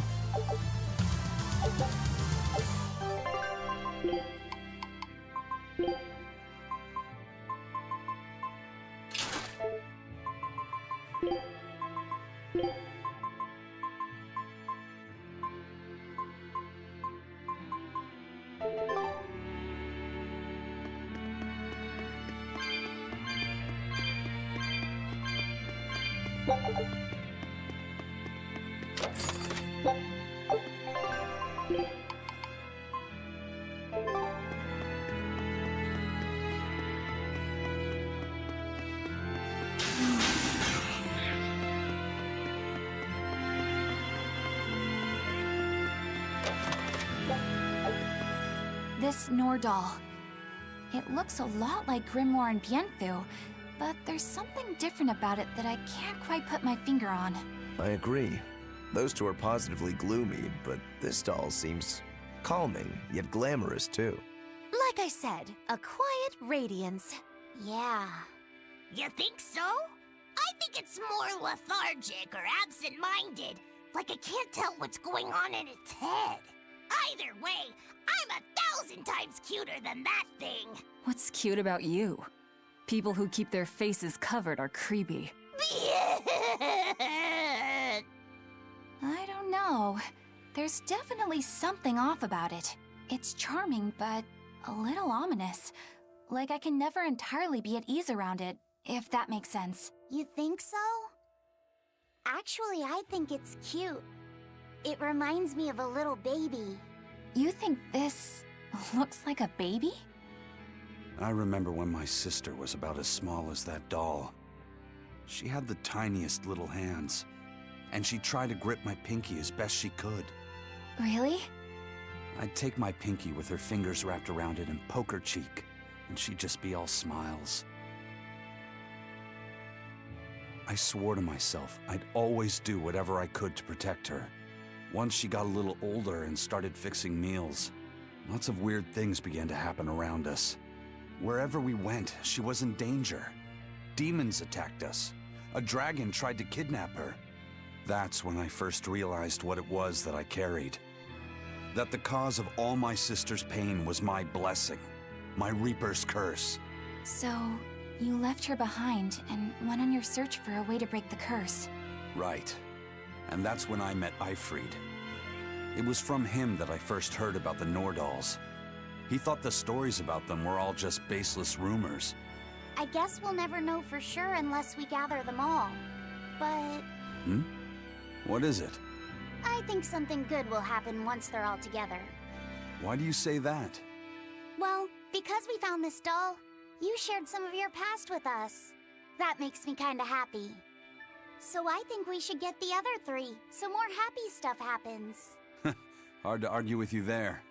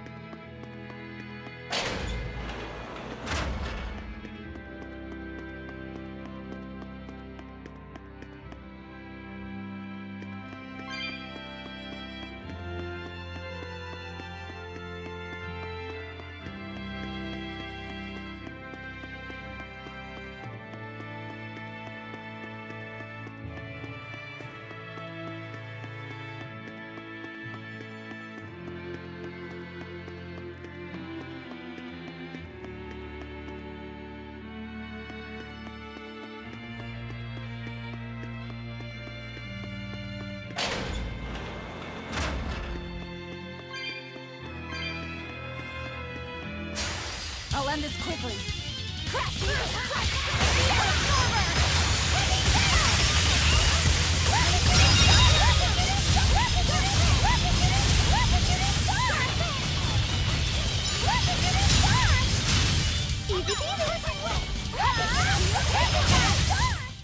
Hey, is everyone...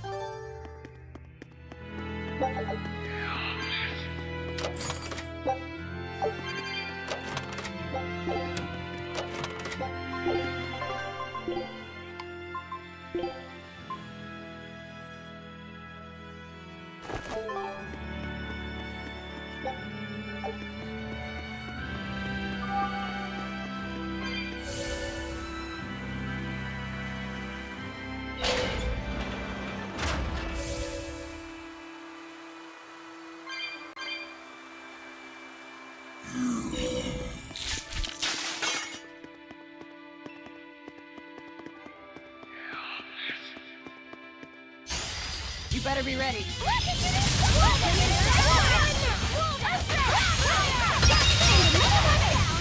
Let's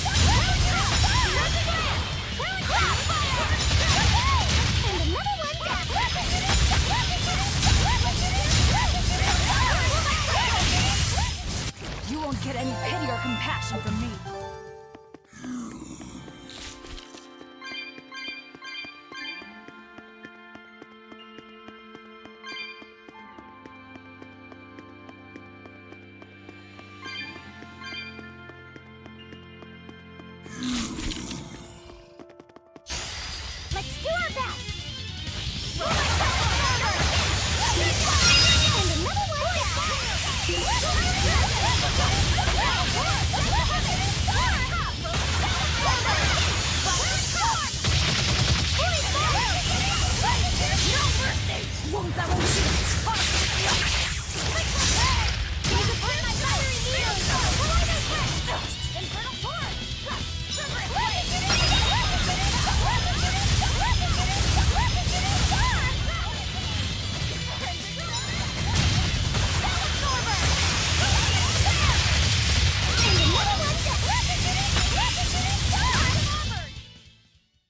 Not bad. You too.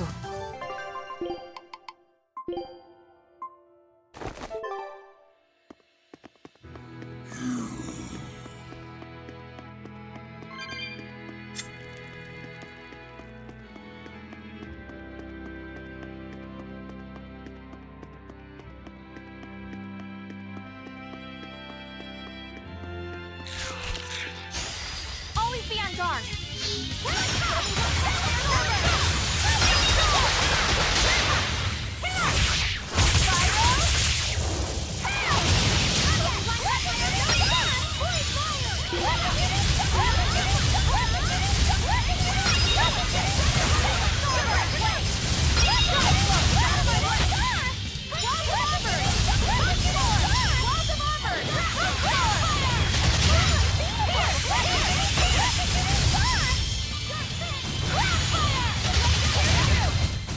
Come on, really?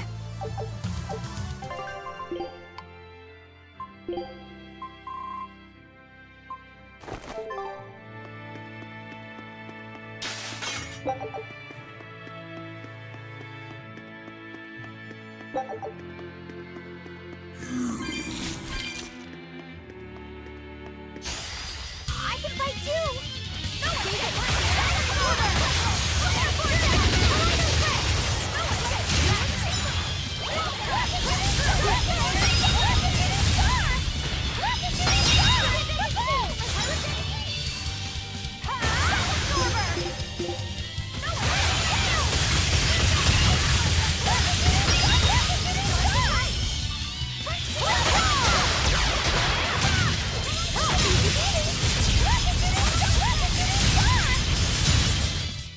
Well, that about does it.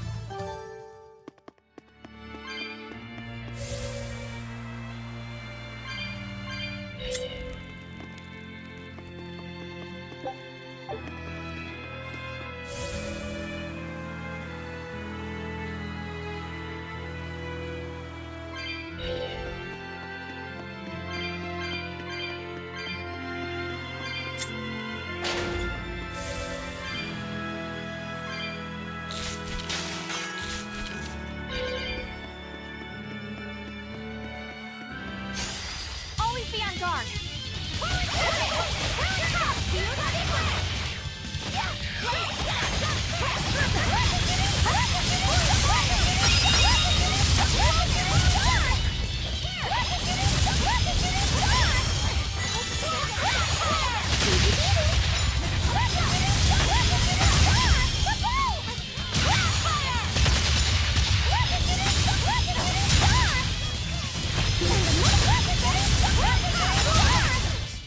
Well, that about does it.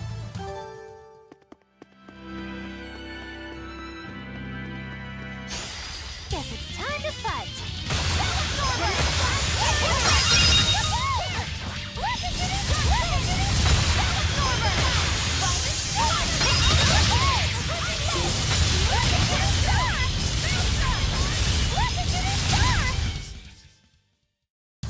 Just how does this...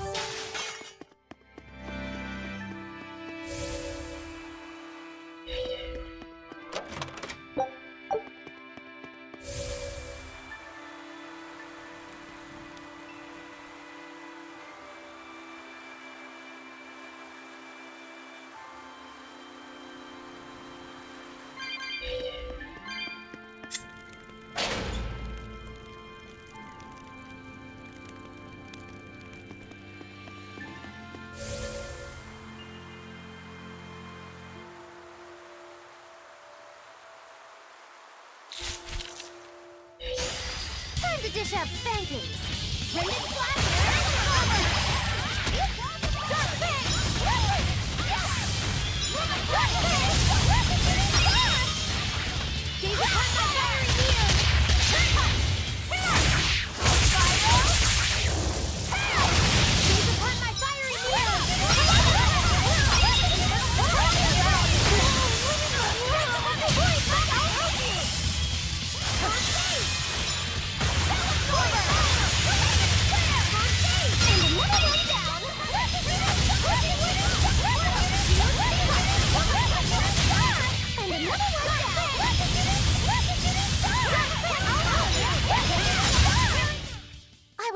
amazing, wasn't I? Don't get careless! Rolling back! Salad Stormer!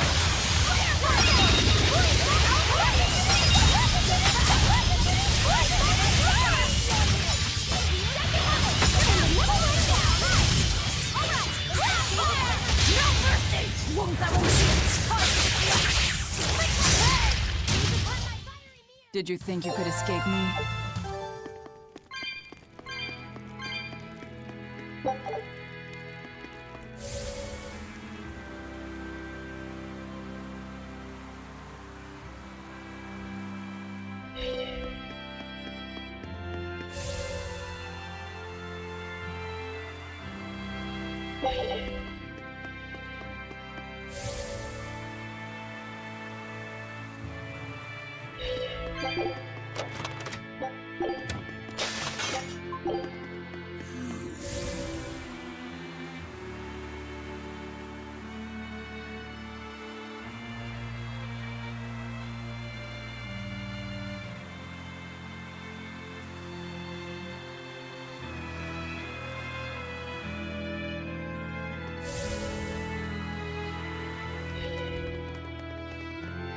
How's Medusa been acting?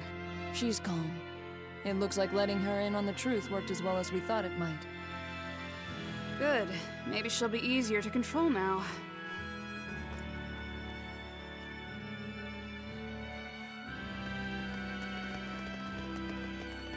Halt! Who are you?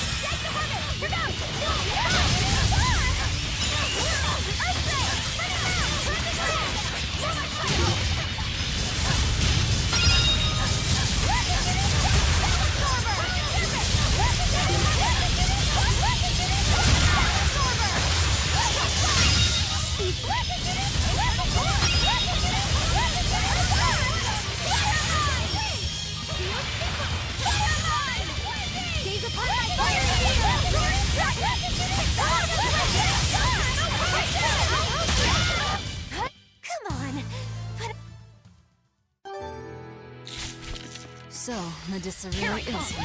But what's this about the truth and controlling her?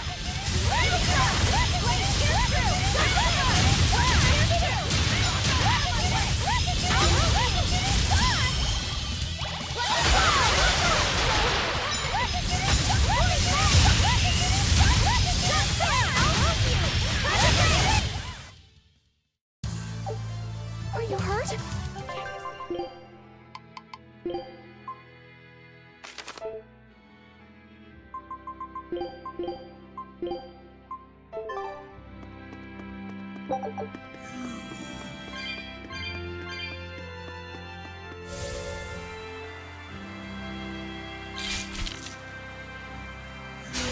Don't get careless! Incandescent speed!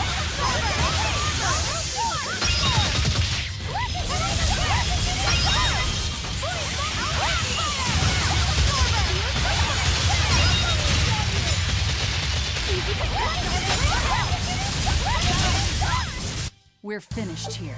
Let's go.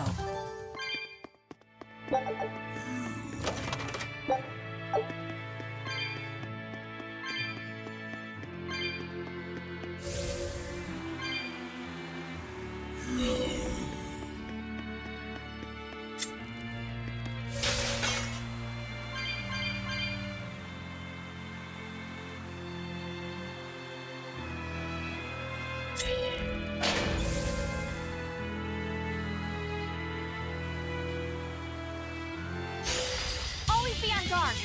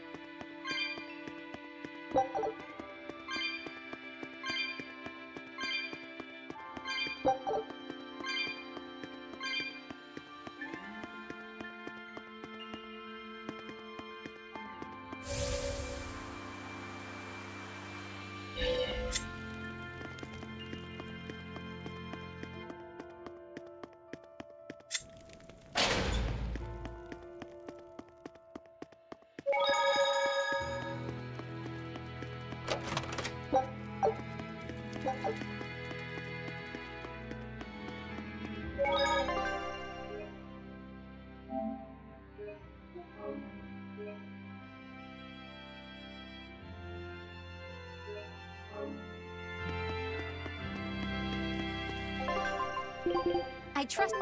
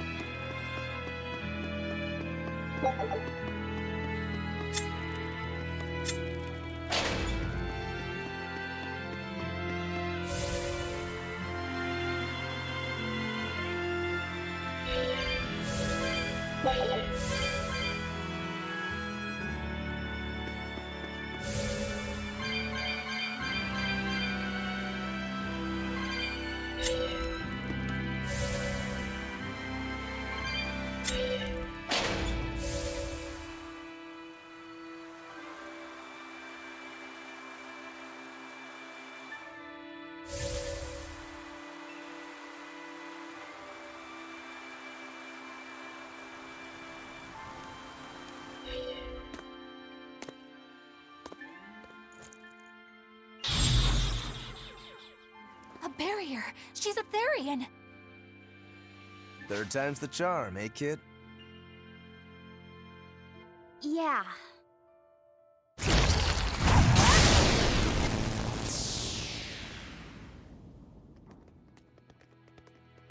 You're Medusa?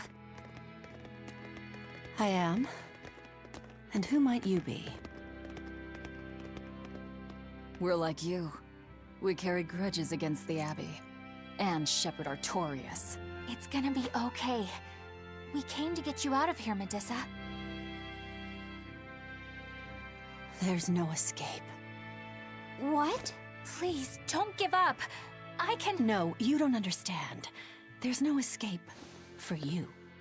If you dare sully Shepherd Artorias' ideals and the light the Abbey shines upon the world, I will kill you all!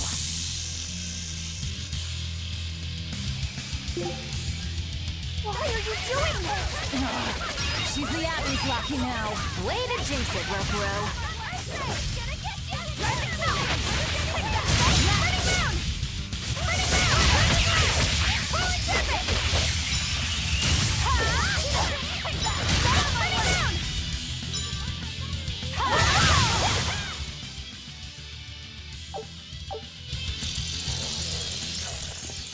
They just keep coming. That snake woman keeps summoning them. If we don't go after her directly, there'll be no end to it. Your left hand. Don't tell me you're the Calamity. Why are you doing this, Medusa? Why fight for the Abbey after they forced you to become a Therian? They didn't. I became one of my own free will. But your daughter, slain at an exorcist's hands. You must hate the Abbey for that, don't you? Oh, I feel hate.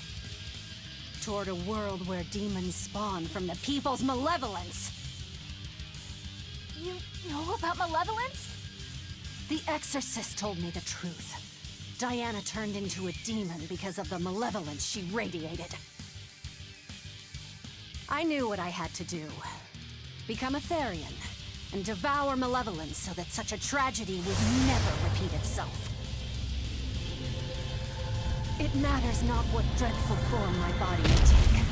I will revive Inominat and change this wretched world! If that's how it is, fine. We'll take you by force. Better watch your step! Going to end this! Her death will not be in vain! This woman! She's just a grieving mother! It doesn't matter! Crush them all! Now, rise! Arise! Ascending! Angels! Fate! Spell absorber! Fate! Bring it down! Press it down!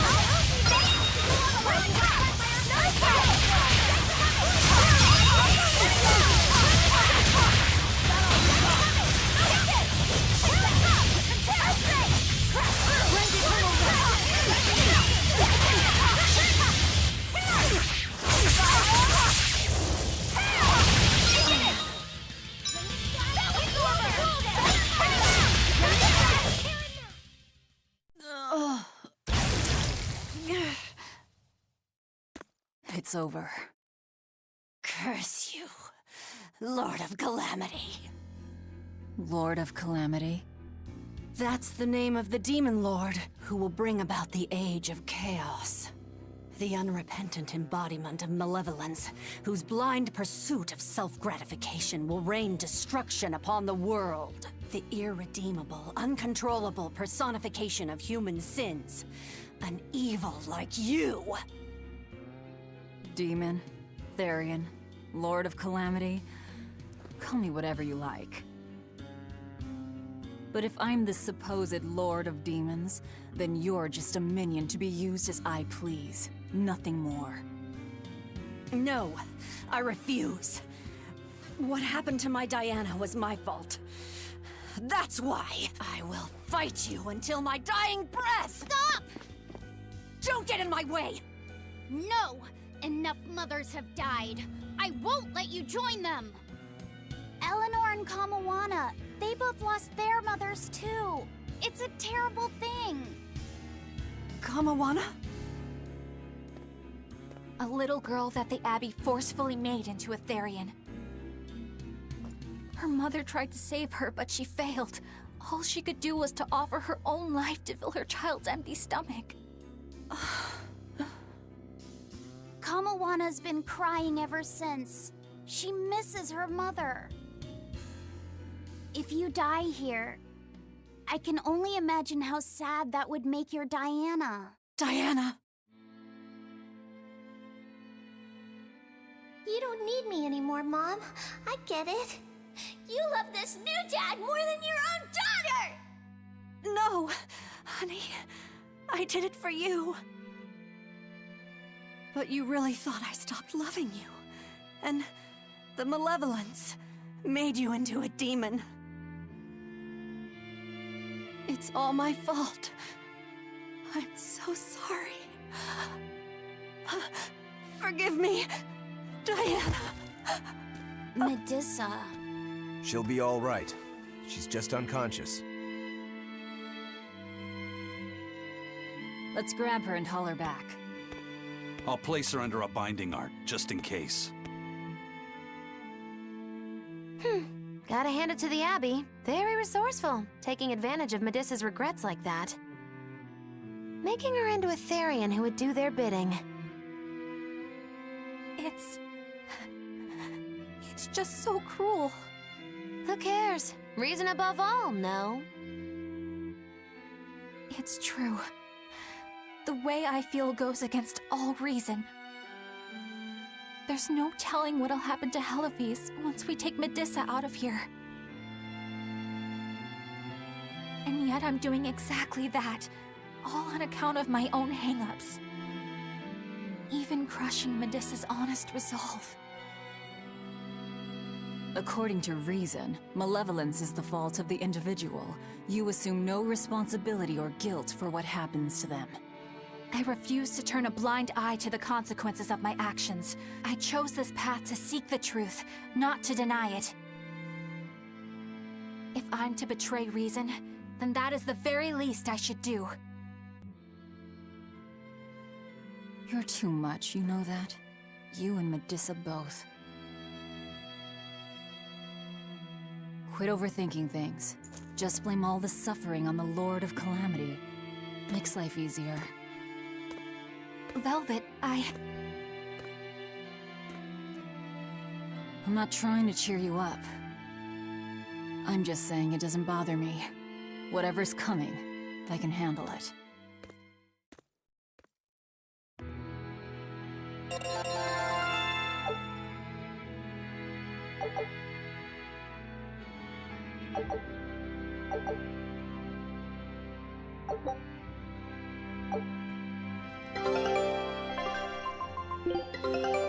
I knew this would be big. Show him how...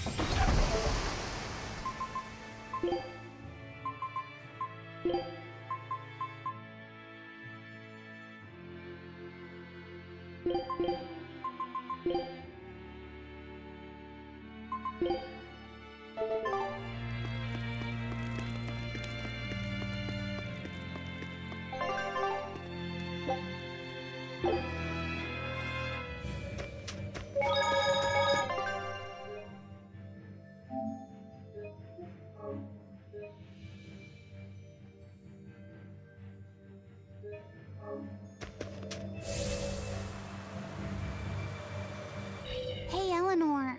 I was wondering, do you think I hurt Medissa, saying that stuff to her back there? I suppose you might have. But I was thinking the exact same things you were. Losing a mother. It's always a tragedy. I'm glad you stepped in and stopped her. Thanks. That Eleanor. I swear, she feels way more responsibility for everything than she needs to. You think we need to worry? What if she pushes too far and erupts with malevolence? Malevolence is born out of many things. A prideful ego, the self-righteousness that turns a blind eye to one's inner contradictions. Eleanor's different. She's mindful of her ego and strives to confront her inconsistencies of character. She has a purity of heart that won't be tainted by the emotions that create malevolence. No other quality is as essential for an exorcist. So she's probably okay? For now, at least. But human hearts can be fickle things. Who knows what the future holds? I doubt you got anything to worry about. For most exorcists, purity is a construct of the Abbey's teachings. But Eleanor, she's the real deal. She's not your average exorcist, I'll give you that. Purity is handy for any exorcist. But more than that, it's a rare and precious temperament for living. Everybody's got an ego and certain internal contradictions to some degree. Facing one's own ugliness in an honest manner is never easy. To be a normal human is to live carrying malevolence. It's just how much you let it control you that varies. I guess malevolence might just be a fact of life, huh? But Artorias can't accept that.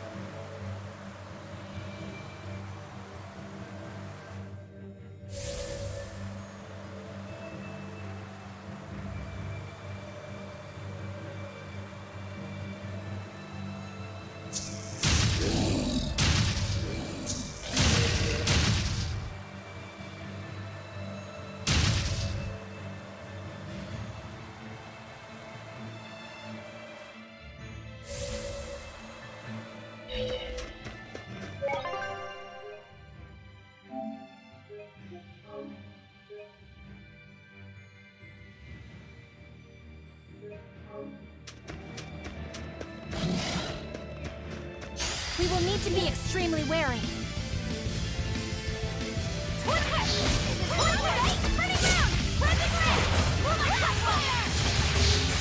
mercy! Wounds I won't Ready to feel the burn! Wash away the shadows of darkness! Take that!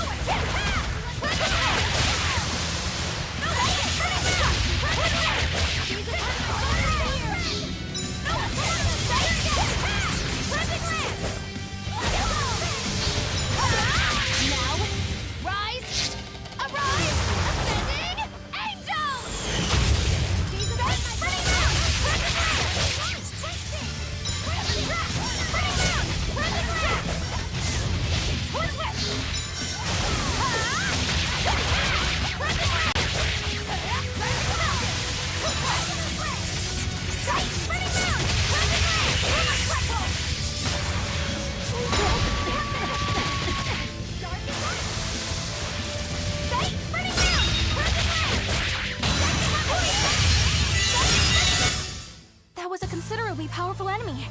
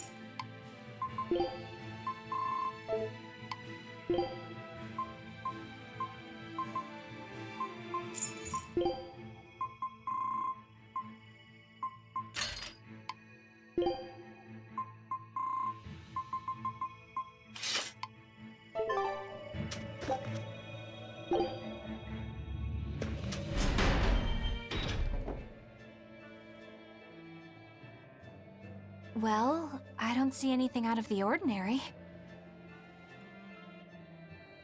Let's slip through town and head for Titania before that changes.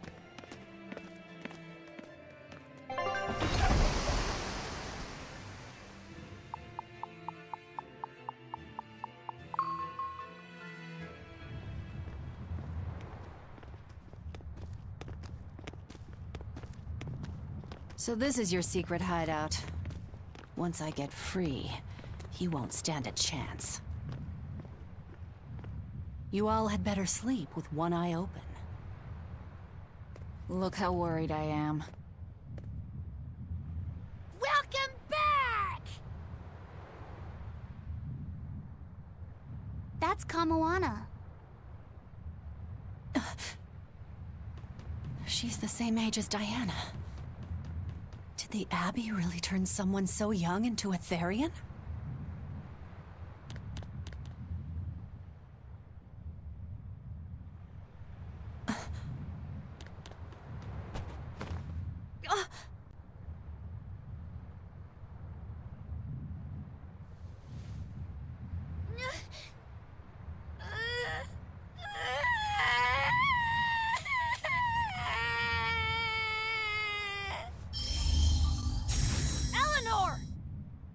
Medissa, please, would you be able to talk to her?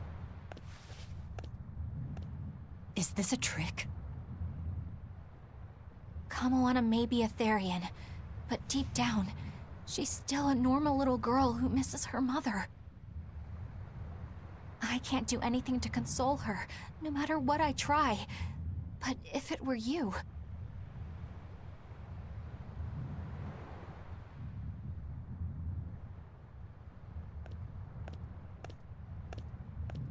You okay?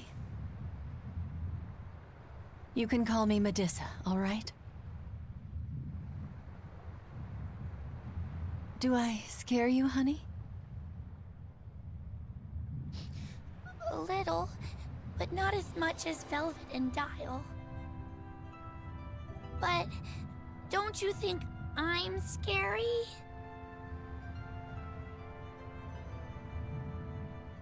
had a bad dream earlier. My mommy said I looked scary and that she didn't want me anymore.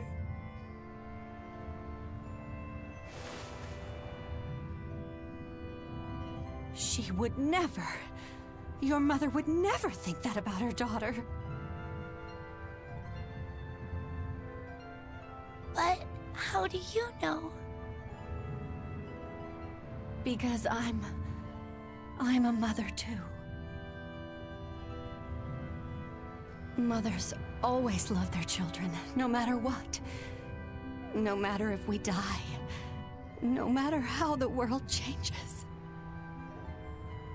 There's nobody who loves you more in the world than...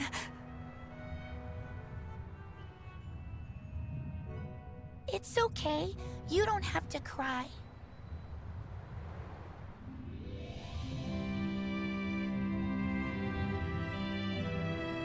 I hope Kamawana and Medusa won't have to feel so lonely anymore. Yeah, trying to stop the waterworks gets old fast. Listen, if it's not too personal, was your mother, She's dead. I lost her when I was even younger than you. Oh. I'm sorry to hear that. It's fine. It just means we've got things in common. So no feeling sad and alone, okay? Oh no, I'm fine. I don't feel lonely or anything, I swear. What's gotten into you? You're so strange sometimes. No, I'm not. Eleanor, I'll have you watch over Kamawana and Medusa. Yes, of course. I'd be honored. Thank you.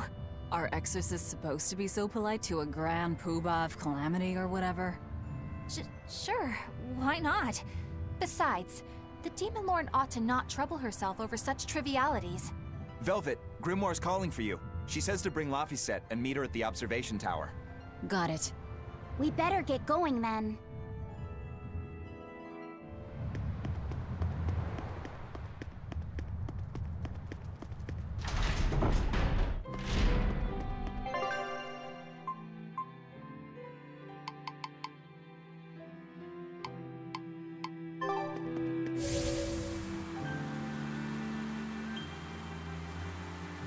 Hey, do you all have mothers? Where'd that question come from? Well, after hearing that Velvet, Kamawana, and Eleanor all lost their parents, I just got curious. My mother was a strict, frightening woman, but she died a long time ago. I see. I have no parents either. But the wicked witch who took me in said I was born from a peach that floated down the river. Coming from you, I'd almost believe that. And you, Aizen? We Malakim are formed from untainted mana. Sometimes humans are reborn as Malakim, but they retain no memory of their previous lives. In other words, we don't have blood relations like humans do. I see. By the time I was aware of anything around me, I was already tethered and being called number 2. I suppose having no mother means I don't have any memories before that. I told Medusa that losing a mother is painful, but I can't know how painful it is. Go easy on him, Aizen. He's just a kid. I'm just telling it like it is. But listen to me, Laphicet. You can share deep connections with other people, even if you don't have a biological family. Malakim, too, can form precious bonds. True friendships, even family. That's right. Your words wouldn't have stopped Medusa if they weren't true in your heart. You really think so? I'm sure of it. It's far better than being a witch born from a peach. Nonsense! There's no nobler way to be born! I have an everlasting friendship with a dog, a monkey, a pheasant, and Bienfu. I hope he's right.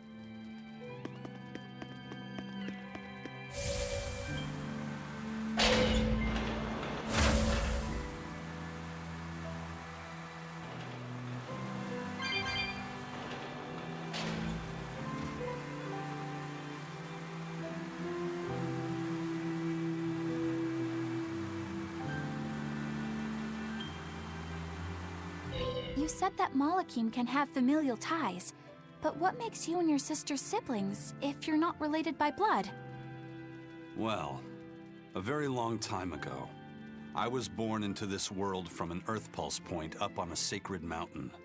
I remained in that place for a long while. And then one day, she was born from the very same Earth Pulse point. Before we knew it, we had wound up living together under the same roof. Are two Malakim always siblings if they come from the same Earth Pulse point? No. The other Malakim were born there, but I never felt like they were my family.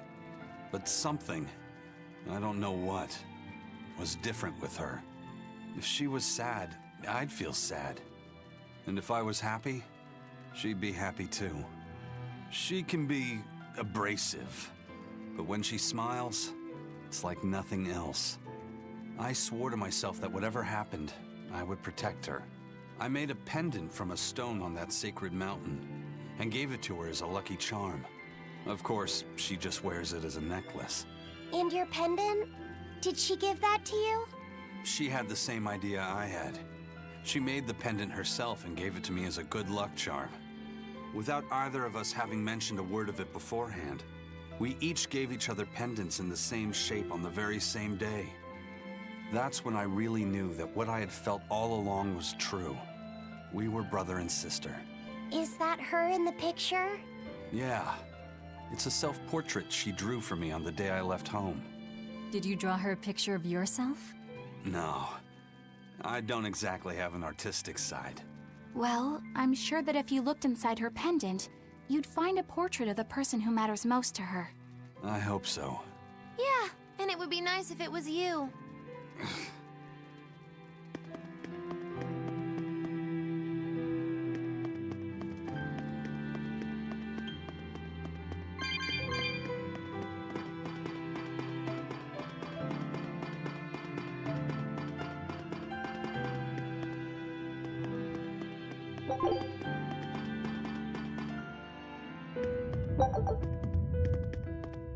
Ah, there you two are. Hi, teacher. Have you made progress deciphering the book? I have indeed. It turns out there was a second counting song. I've already transcribed it. Would you read it aloud for us, child? Okay. When the 8 malevolences overflow, in the culmination of mankind's despair, Innominat will bring an end to all peoples and restore them to time immemorial. 4 Empyreans shall wield a wrathful sword and cleave the great devourer, 2 asunder to sleep beneath the earth, as scarlet moonlight illuminates the evil. The nameless Empyrean hath one heart. The nameless Empyrean hath one body. Oh, yet more delightful material to keep us awake at night. If I'm understanding this right, it's discussing the specific nature of Innominat? That's what I believe, yes. When the 8 malevolences overflow in the culmination of mankind's despair, Innominat will bring an end to all peoples. So, when the world is at peak malevolence, Innominat will use that power to bring an end to all. Is that it? He's going to wipe out all of humanity? Is that what the Abbey is after? Is that why they've been trying to bring back Innominat? No, Artorias is not that kind of man. His 2 primary ideals are the many over one, and the restoration of order through will and reason. He sacrificed Laufey to protect this world, not to eradicate it. You mean that's who he is as far as you know, yeah? People change, Velvet. Perhaps the shepherd gave up hope. Maybe he lost faith in mankind. Fools prone to sin, endlessly generating malevolence. He's not like that. If that's all true, then what point was there in Laufey's death? Is there anything else in that book? Yes and no. This copy itself is incomplete. There ought to be further pages, but they're missing. For now, I've done all I can. There must be an original somewhere, right? Without it, I doubt the Abbey would be plotting Innominat's revival. We can be sure they have complete understanding of their Empyrean's nature. But this was the only copy in the royal villa. If the original is out there, who knows where it could be? It's getting pretty late. Why don't we call it a day? Yeah, let's get some rest.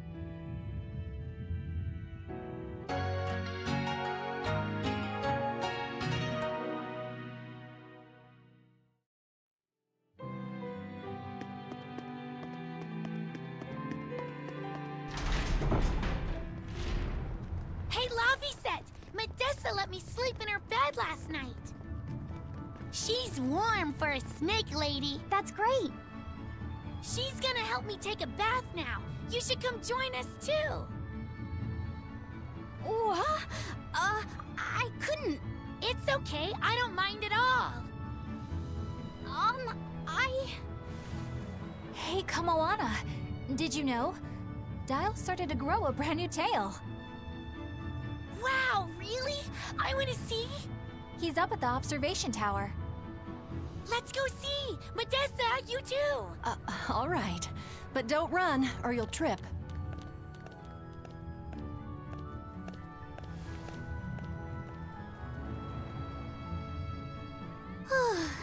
Thanks, Eleanor. I appreciate it. Having some girl trouble, my little Malik?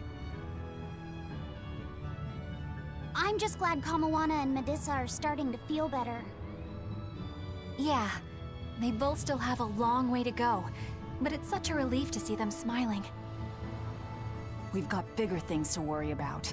Hurry up and locate the next Earth Pulse point. Right. Okay. Must you always be so blunt, Velvet? I must, in fact. We're up against the Abbey here, and sooner or later they'll find this place. That's true, but still. Do we go find another hideout? No, we'll keep on the offensive. We'll capture the remaining Therians before the Abbey finds us. As a swordsman, I can respect that mindset. I'm not so sure we could hold this place anyway. We've got no obligation to. I found another Earth Pulse point. It's in the eastern part of Eastgand, I think. But that's... All right. We're headed for Eastgand. Then our first stop should be Port Taliesin. Grimoire always looks like she never wants to do any work, but despite all her grumbling, when she starts a job, she gets it done. And quickly, too. She's frank, but she still takes care not to say anything to hurt anyone's feelings. I have to say, I like that in a woman. It's charming. Well, sorry if I'm inconsiderate and charmless then. I didn't mean it like that. You're all still so young and have led different lives. Can't fault you for being you. Well, if you're saying we lack a certain air of maturity, I might not disagree. That's for sure. It's true Lord Artorius has scolded my lack of composure at times. Although I do get the impression that Grimoire has been dependable like that since she was young. And it's a good impression at that. Old Grim's been that way since the day she was born. I hate to admit it, but her combination of insightful words and deadpan expression has charmed the hearts of many a Moloch.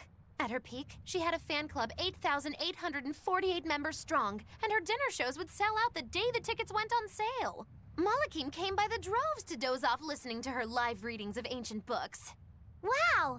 I had no idea she was so popular. Yeah, she's even a regular feature in Who's Who Among Norman. Now that I think about it, I could see how a person could interpret her lethargy as patience and her vague dispassion as maturity and poise. Compared to her, I'm just... Were you just trying to imitate her? No, I didn't mean to. Whether you meant to or not, that kind of felt like her just now. I can see it in you, waiting to be awakened. That sophisticated charm. Me? Sophisticated and charming? I don't know. Try talking like her. You know how she lets her sentences trail off. This is your make-or-break moment here.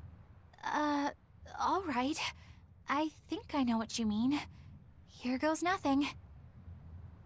Oh... What do you think, Laphicet? Do I sound like her? It feels a little off, but you're definitely doing it, I think. You don't have to grow up, Madam Eleanor. You're cute just the way you are. You stay out of this, Bienfu!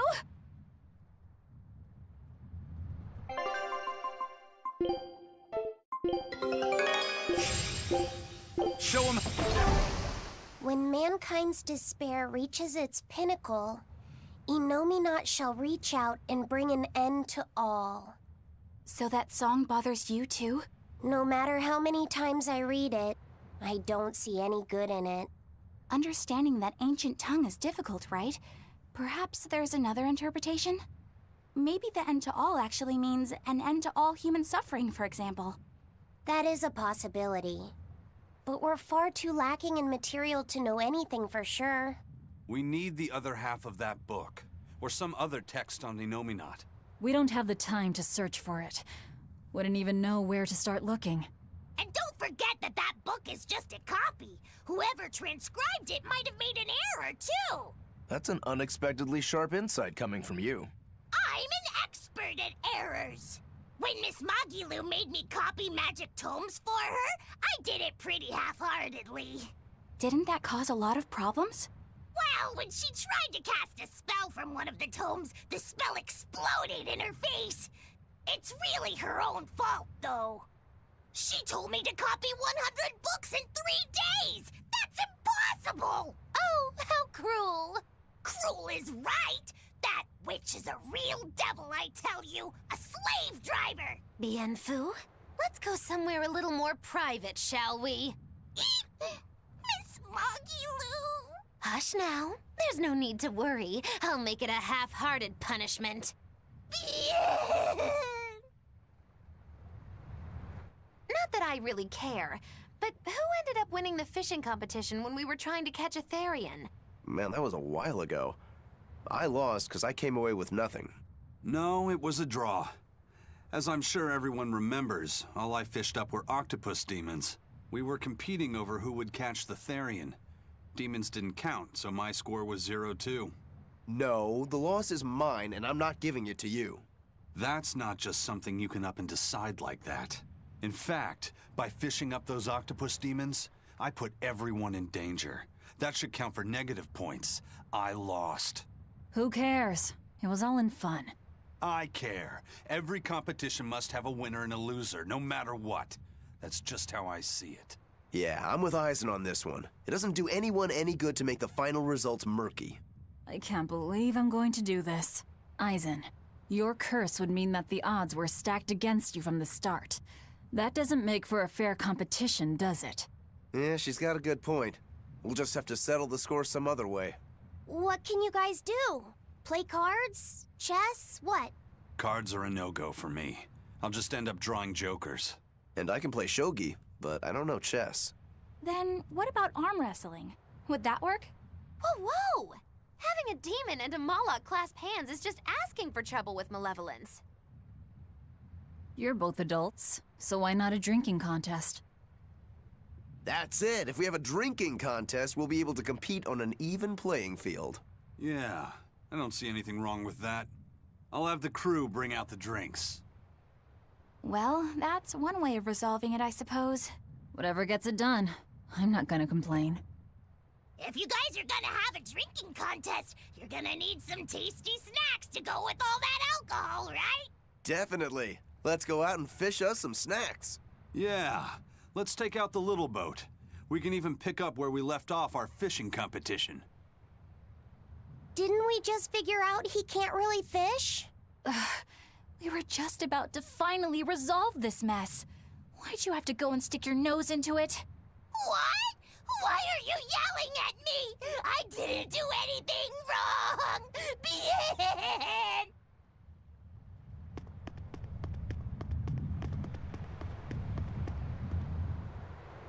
Hey, get this! I was out fishing the other day, when before I knew it, I'd wound up near a Class 4 island. Once I realized what was happening, I tried to turn the ship around, but then it got dark all around me. Was it a sudden storm? I wish! It was this great monstrous bird! Damn thing had wings big enough to cover up the whole blasted sky! That sounds like a bit of a stretch to me. You think I'm lying? Then check it out for yourself. You just might not make it back alive. A huge bird.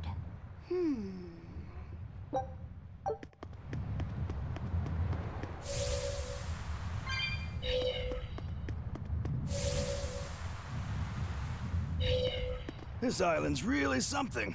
No way I'd want to go to prison here, but it'd make a great hideout. If I'm gonna be left in charge of this place, I'll turn it into the best hideout ever. You're in charge? Someone has to look after this place while you're all running around, maintaining the ships in the base, watching the Prince and Medusa, keeping Kamoana company. I'll keep this place running ship-shape, so that you all can focus on looking for the Therians. But those are just odd jobs anyone could do. You're a navigator. Isn't that a waste of your talents? You dolt! These are important tasks! Someone's gotta do it! We've got another navigator, but is there anyone besides me that could handle all of this by themselves? Besides, ever since I lost my tail, my balance has been off. The seasickness is killing me! That's your story and you're sticking to it? Tell the truth. You don't want to come because you're afraid you'll be hurt again. No, that's not it at all.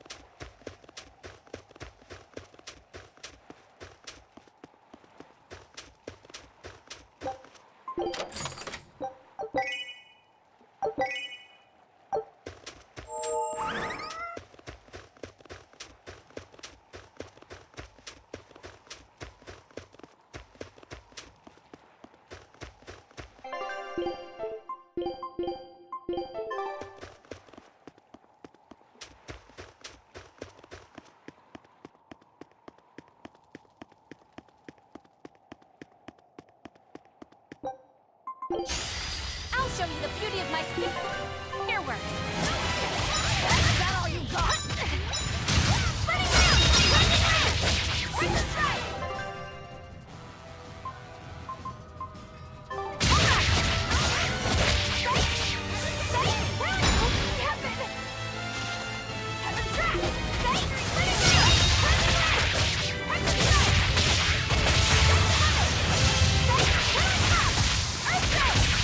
Now, rise, arise,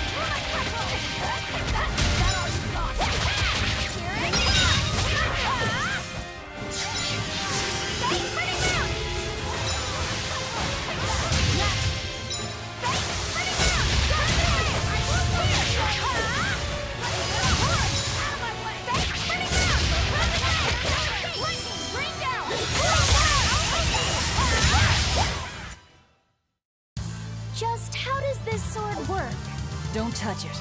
You'll hurt yourself. In other words, the rest of her is fair game.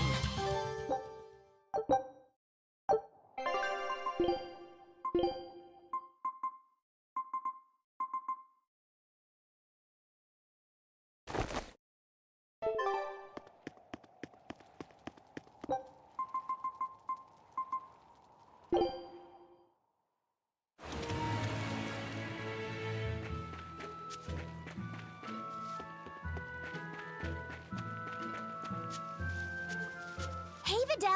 We found another one of the ingredients! Thanks. Have you figured out any of the remaining ones? Yeah, but only one of them. Are you okay? Are you feeling sick again or something? I found something else in the book. The Omega Elixir was originally concocted as a way to cure the 12-year sickness. The 12-year sickness? An incurable disease. Every 12 days, you break out in a fever. Each fever is just a bit worse than the one before it. And when you turn 12, you die. That's just like what Laufey had. Videl, you're not saying... My symptoms are an exact match. And well, my 12th birthday is coming up. Videl, don't worry. I'll get you the other ingredients. We can make the Omega Elixir together. It's no use. There's no way you can get them all in time. And even if you did, I'm not sure I could actually make the Omega Elixir. We can do it. When there's a will, there's a way. Easy for you to say. You're not the one who's sick here. You get to travel across the world. You get to see all kinds of incredible things. Videl. Just go. Leave me alone. I don't want to talk to anybody right now. Laufey said you don't have to feel so bad. It's okay. Thanks, Eleanor. But Videl's right. I hadn't even considered his point of view. But you were just trying to be nice. Well, even if he doesn't want me to interfere with him, I still want to make that Omega Elixir. He's a friend, and he's in pain. I want to help him. Yeah, you're right. I'll help you out too. Keep basking in them sunshine and rainbows, kids. But as far as anyone knows, there's not one case in all of recorded history of anyone who has it surviving. How does it progress? It's incredibly rare, only caught by children. Nobody knows how they get it. Some people think they're born with it. Might even be a curse. Symptoms are certainly weird enough. A fever every 12 days, just like Laufey. Did he have the 12-year sickness too? Did Artorius know that when he decided to sacrifice Laufey? Was there never any hope to save him at all? Was he doomed to die at age 12? That's too much to...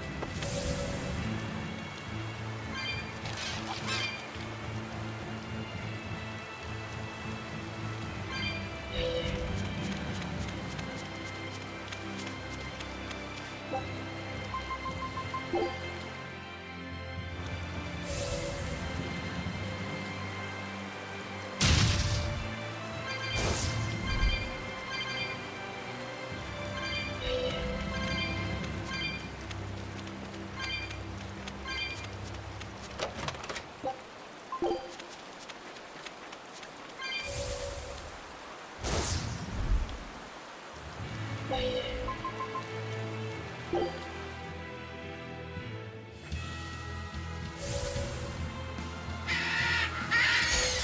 show you the beauty of my spear.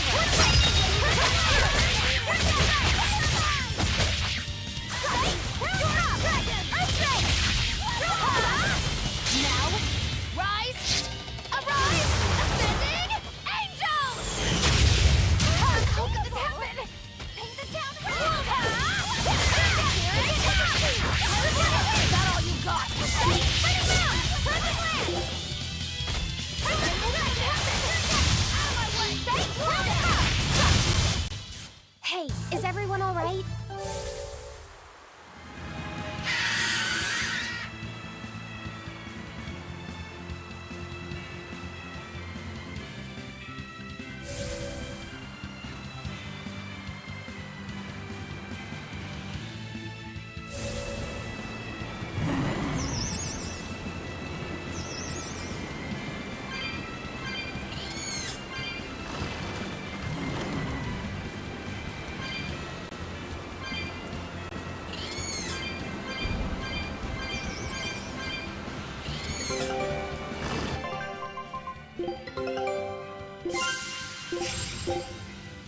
Scout.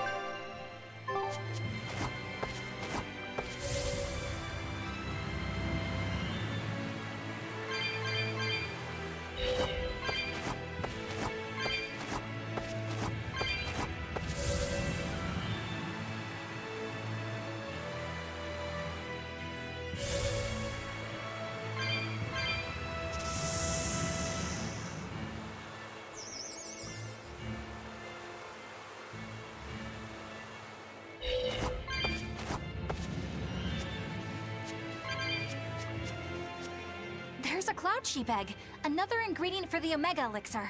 All right! Let's hurry and get this back to Videl. I'm not sure I've ever seen Laphicet so animated.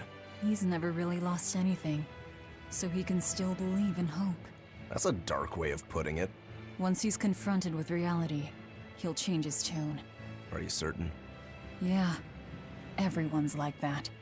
Then how do you explain yourself? You've lost. You've been hit hard by reality. You don't have any hope for anything. So why do you risk your life with this revenge business? Why the hell shouldn't I? There's no hope waiting for me on the other side of revenge.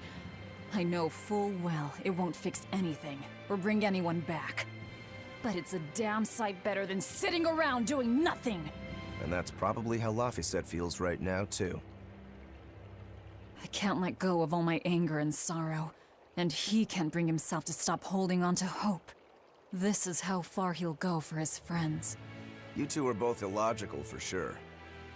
I suppose a dumb old demon like me doesn't quite feel the same need for action.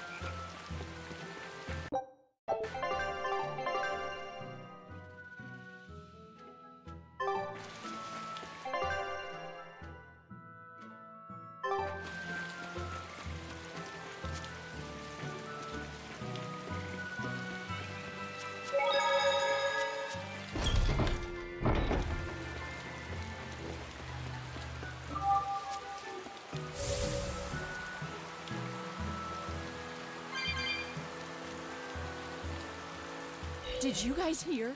The search party that went to the Laban tunnel was wiped out by a demon. Really? They were the ones out searching for Count Capelus, weren't they?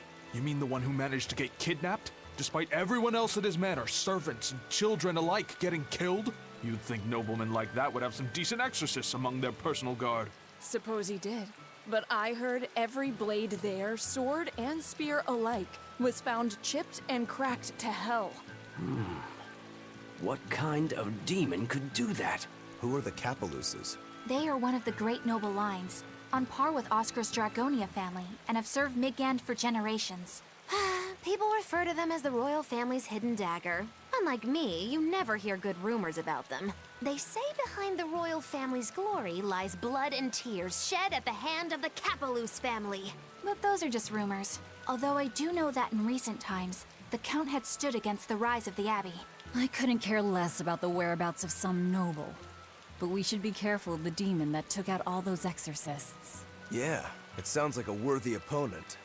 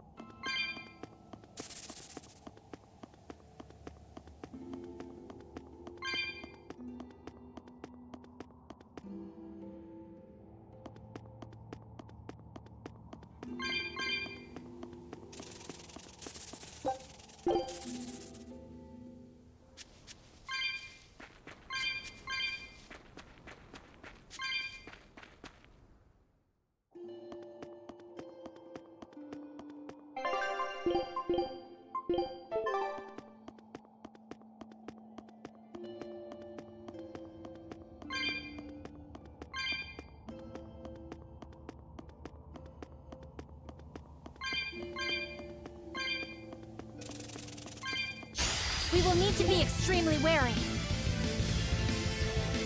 Check out the hide on that one. I bet I could take it down in 3 swipes. There is no mercy. Wounds that will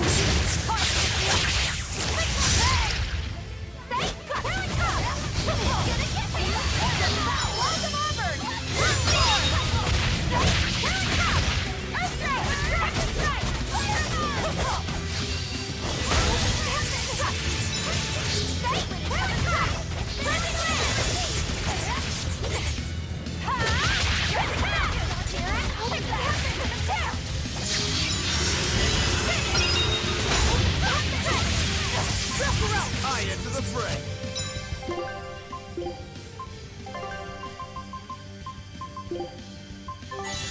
You see that?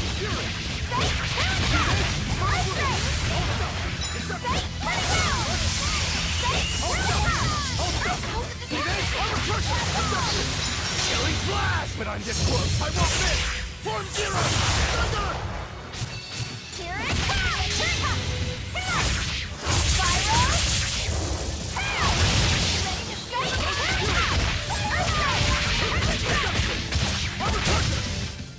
It was a close one, but I am the victor.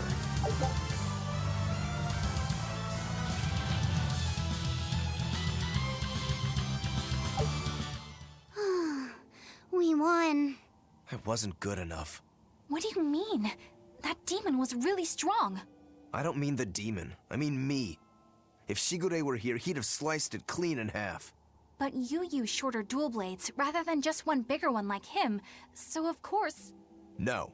He'd have done it with a shorter blade, too. You can't be serious. He's right. I think Shigure might really be capable of that. Yeah. He's done it before. Can I ask you a question? I don't mind.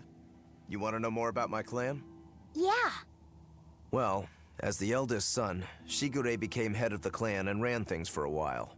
But 3 years ago, a rumor started floating around that he was planning an insurrection, and our lord immediately called for his execution.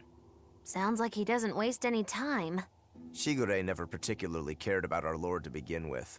All he ever respected was personal strength. Then did your lord send you to do the job? Yeah. The only thing that can take down a Rangetsu swordsman is another Rangetsu swordsman. I thought I could handle it. I knew his every trick and had the time and place all planned out. But when it happened... You got your ass beat. Yeah. He made a fool out of me. I came at him with a greatsword, and he just used a small one. All the training I'd done, I couldn't land a hit on him. A rude awakening if there ever was one. Damn straight. I couldn't deny it. Shigure cast aside my greatsword and just laughed. Train harder, he told me. I was so frustrated by my weakness, my inexperience. So much so that I wanted to end my own life. So much so that I turned into a demon. Rokuro. In the end, Shigure escaped, and I was arrested for failing to perform my duty and sent to the prison island.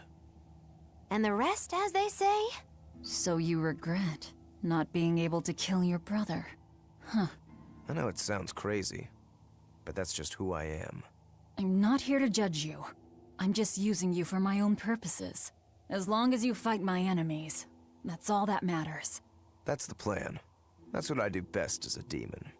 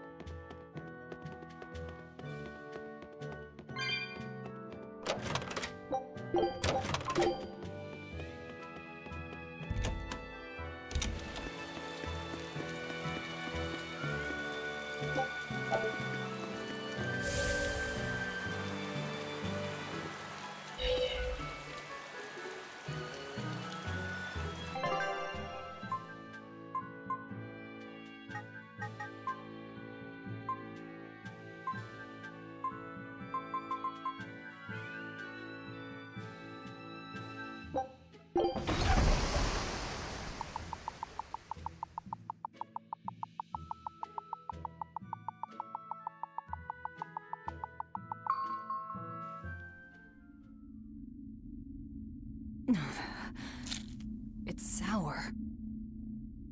So you've kept your sense of taste? In my dreams I have. Nowhere else. Does that make this a dream? It would have to be, wouldn't it? After all. I devoured you. That's right. Don't you go forgetting it. How could I ever forget it? The taste of your...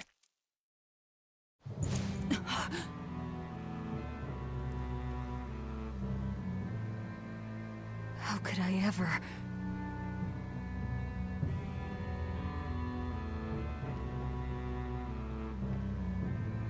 Looks like the fog's rolling in. Yep. Eleanor, there's something I want to be sure we get perfectly clear. All right. What is it? Laphicet is not your little Moloch. What? That's all you wanted to say? You realize he doesn't belong to you either, right? Indeed I do. Laphicet's his own person, and not anyone else's. You're right. Malachim aren't just tools to be used by exorcists as they pleased. I'll be more careful not to forget that. Good, as long as we're on the same page. Since we're on the subject of reminders, you haven't forgotten our little bet, have you, Velvet? You mean the 100 gold on whether I'd break? No, I haven't forgotten. A word of caution. People can fight against pain, but they can't fight against happiness. If you're keen on winning our bet, I'd steer clear of ill-fitting dreams. Sorry to break it to you, but all I have anymore are nightmares.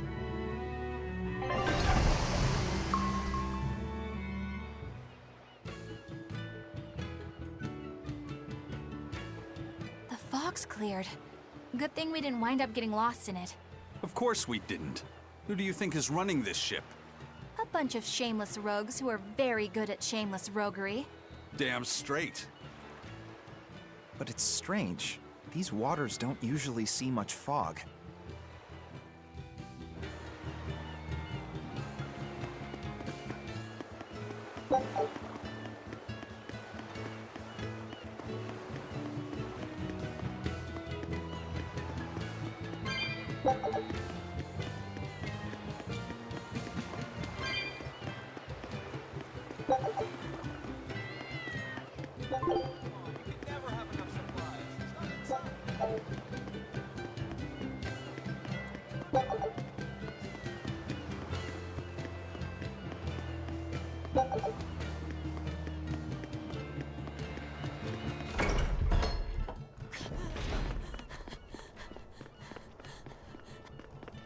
Whoa! It's like a castle. This used to be the base of operations for a rich trading family. When trouble came knocking, they were ready for it, to say the least. Wow! They must have had a lot of enemies. But that was a long time ago. Nowadays, it's just another town in the middle of nowhere.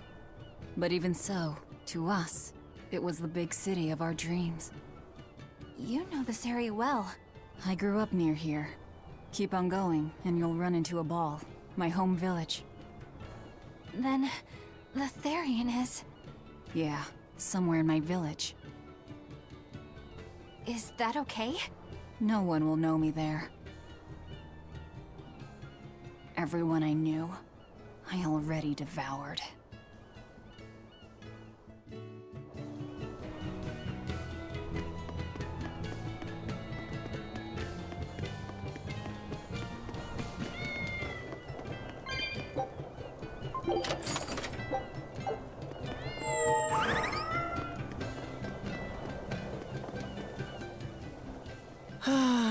I just love the feel of the sun on my face. I'm glad the fog finally cleared up. For days it was so thick, you couldn't see past your own nose. We're lucky a demon didn't show up in all that fog. Eastcan hasn't had much demon trouble to speak of. Didn't you know that? During the Advent, towns all across Eastcan were attacked by demons. It was Lord Artorias who saved us. Ever since, our towns have seen almost no demon attacks. Is that true? Oh, pardon me, Lady Exorcist. But if you're with the Abbey, surely you've heard about how things are here in Eastgand. Of course, demons are lurking about outside our towns. But for whatever reason, they don't attack us where we live. That sounds unbelievable. Everyone who visits us from abroad says the same thing. But this is neither joke nor lie. Everyone says that Lord Artorias' power lingers here, protecting our town against the demons. Whatever the reason, you're safe here. Relax and please enjoy yourselves. Thank you. We appreciate it. Why do demons avoid these towns? Hey, you. Why not come take a look?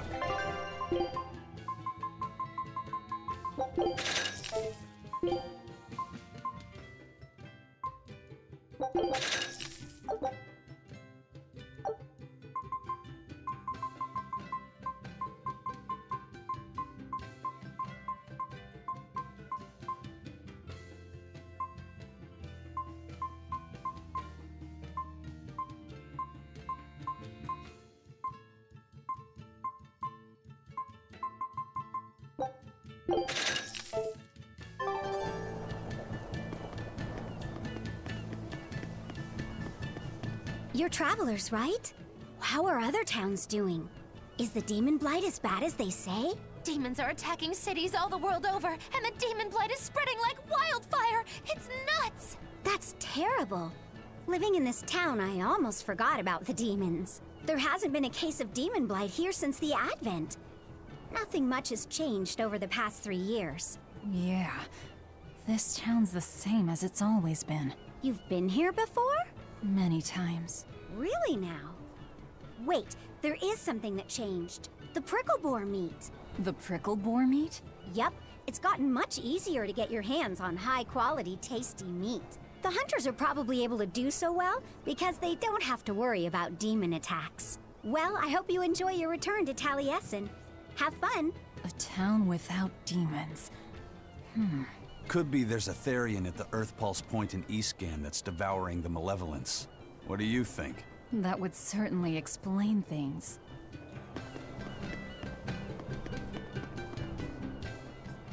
Good day. How are you liking Taliesin? I bet you're surprised not to see any exorcists. Yeah, I've never been to a town like this. The exorcists stationed in Eastgand often leave to help deal with problems in other parts of the world. Then again, few are stationed here to begin with. Are they on another of those expeditions now? That's right. They're currently in Northgand, helping put down a group of dangerous demons. Even though they're gone, we still have regular exorcist patrols stop by. We feel safe enough with them. Maybe they should just move the capital to Eastgand. Of course, I know there's no way that would happen.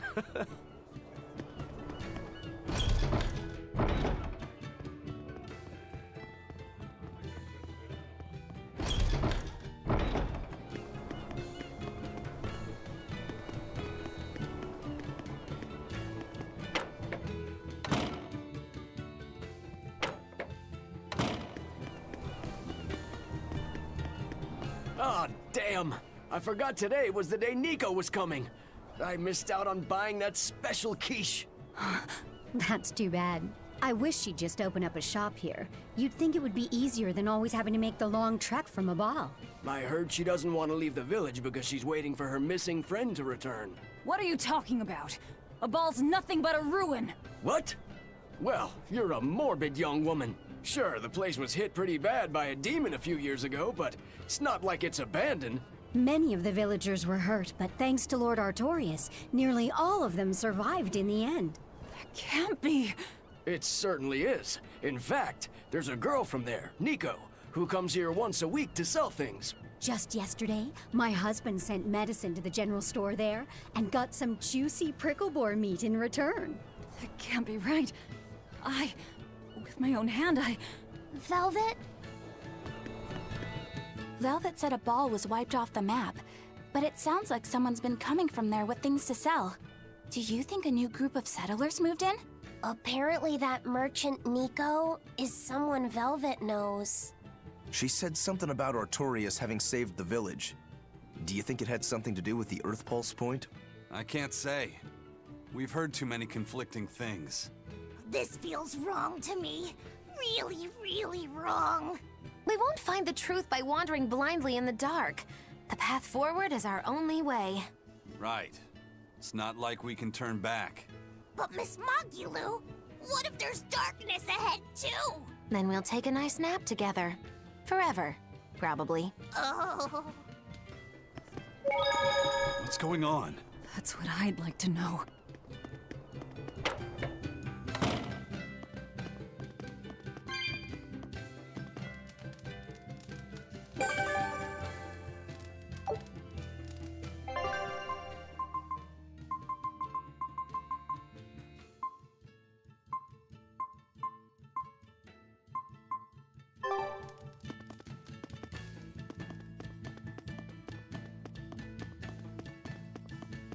Oh, how can I get Nico to like me? Oh, maybe I should start by winning over those 2 dogs of hers. Give it up. Those mutts are cute, but are total wimps. They'd book it long before you were in petting range. But their owner is so... no nonsense. Exactly. That's the best part about her. Pet dogs. No nonsense. Named Nico. Yeah, well, she's already got a fiancé. Really? Give it up. Didn't she say she won't get married until her friend comes back? Oh, I wonder if she really means it. Maybe she just spread that rumor so that weirdos won't try to hit on her. Yeah, if I were her, I'd hate it if a weirdo like you got anywhere near me. Hey, I'm not a weirdo. Most of the time. Can it really be Nico?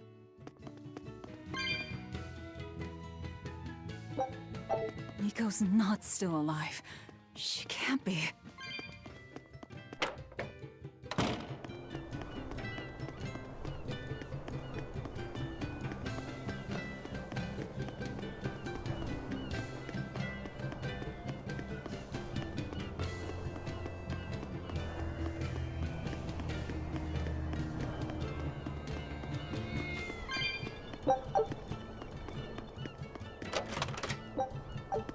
Ask me what this town's known for. Answer, stairs. Yeah, I've never seen this many stairs before in my life. You're close to the sea and the weather is beautiful and everything, but doesn't all this climbing make life here hard? Not at all. I've walked the stairs here since I was a child. A little climb like this is nothing. Everyone raised here has a strong set of legs and a sturdy back. You couldn't turn a profit selling back medicine here. No way, no how.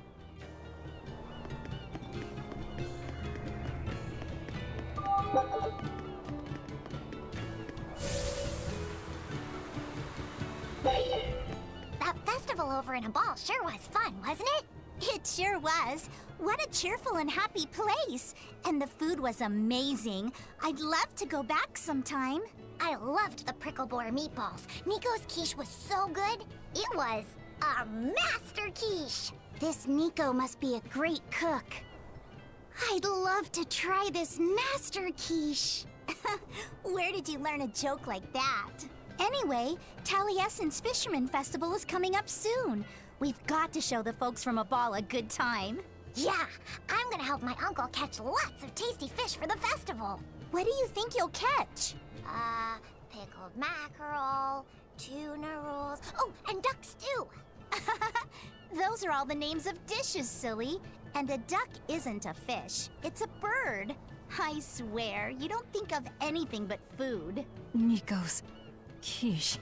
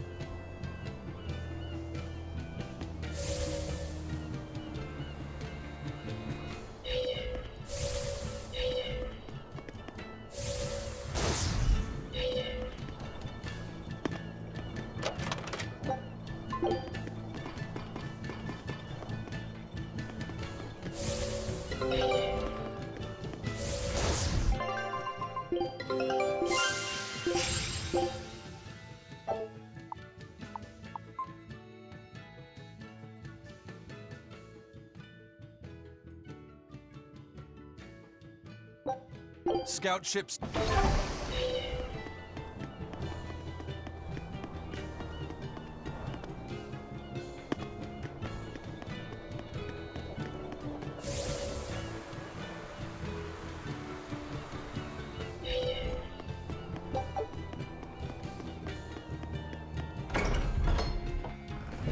We'll just have to go there and see for ourselves. Which way is your village? It's far to the east, through the Morgana woods. I wonder what Velvet's hometown is like. A ball? I've heard about it from other sailors, although that was a long time ago. They said it's a fairly plain place, and it's home to rustic, hospitable folk. That sounds like any country village to me. I wonder if Velvet used to be rustic and hospitable. Oh, you mean to say she's devious and rude now? Not at all. It's okay, you can admit it. It's pretty much the truth. Well, I imagine she was a plain, hardworking girl. You really believe that? Call it a guess, really. I bet she was a cheerful, loving sister. Maybe so. And now she's the Lord of Calamity. If she sees her former friends, maybe she'll remember some of what she's lost. But what has she lost?